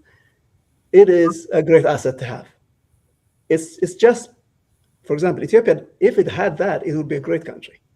But it's losing its national identity. It's becoming sectarian. It's becoming this ethnic politics and so on. So we don't have that issue in Eritrea. It doesn't mean the dangers are not there. So because of that, one.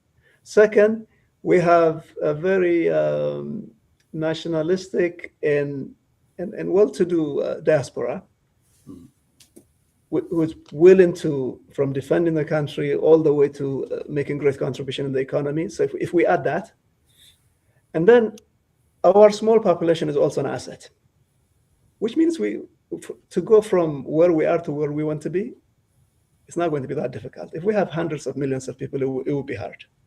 Then we have, our strategic location, resources, and so on. But because of the infrastructure that has been in place, I never thought it would, we would have to go through what we have done in the last 30 years. But regardless of that, we have a lot to build on. And I think as long as we maintain that Eritrean identity, as long as we make sure that we have a great economy that could actually produce a great defense system, so that most of the dangers that's going to come for us for the next 10 years is also from Ethiopia. As long as we keep them at bay in terms of defending the country, Eritrea has a great future. The doom and gloom that people talk about, especially, we have dictatorship, and then after he exits and we're going to descend into chaos. Well, it's good to prepare, but that's not what the evidence shows. Now, at the end of the day, it's up to us also. It's not for granted, but Eritrea has a bright future without sounding like I'm marketing for the tourism department. Dr. Daniel, we've been keeping you for a very long time, even that it's early morning in China, but you have the last word. Well, Meron, thank you, Daniel, thank you, and the panelists. Thank you very much for creating this opportunity for us to discuss the past and the future of Eritrea. I think, as I tried to say in the beginning, I think Eritrea has the ingredients of becoming a successful, stable, and prosperous nation in the next 10 years, as you put it. I think the worst probably is behind us. And that's a little bit of optimism on my part there, but the worst is behind us, and we are coming out of the if you like, the tunnel, and we can see the light at the end of the tunnel, and this light is is gonna get brighter and stronger in the next 10 years. What are the ingredients that make make for a success in Eritrea? It's a sense of great national identity, as Moxie Daniel pointed out. Strongly that has been really worked on, and it's not just nationalism or patriotism. It's also supported in deep commitment for social justice, meaning that every Eritreans, regardless of where they come from, should have the opportunities to advance educationally, right? And that we have to have equal access for basic services. It doesn't have to be. It doesn't mean it's luxurious healthcare or the best healthcare, but basic needs, even in the remotest parts of Eritrea. To provide this is an ingredient for a viable nation, right? People are, when you invest in people, people are invested in you, and I think that is critical. The opposite of that is when you empower one ethnic group and you lavish them with all kinds of economic opportunities and privileges while ignoring the rest of the population, right? It's what Amy Chua, who is a Princeton, who's at Yale political science, calls this is what causes fire in the world, right? The world is on fire because you have liberal democracies with hypercapitalism, where certain ethnic groups, right, monopolize all the opportunities at the top and leave everybody else behind. And this creates grievances and creates it's a powder cake that leads to economic instability, if not ethnic warfare. There is a tendency to focus on tangible achievement, tangible things like high skyscrapers and so on and so forth. But there is intangible aspects of building a nation, right? There are values that have to be fostered for national harmony and coexistence, and I think those things exist in Eritrea. We can talk about aspects of an economy that do not exist in Eritrea that now exists, such as the mining sector, which is a booming sector. There are, I think, more than 20 companies in Eritrea prospecting, exploring all kinds of minerals in the country, and we are endowed with this.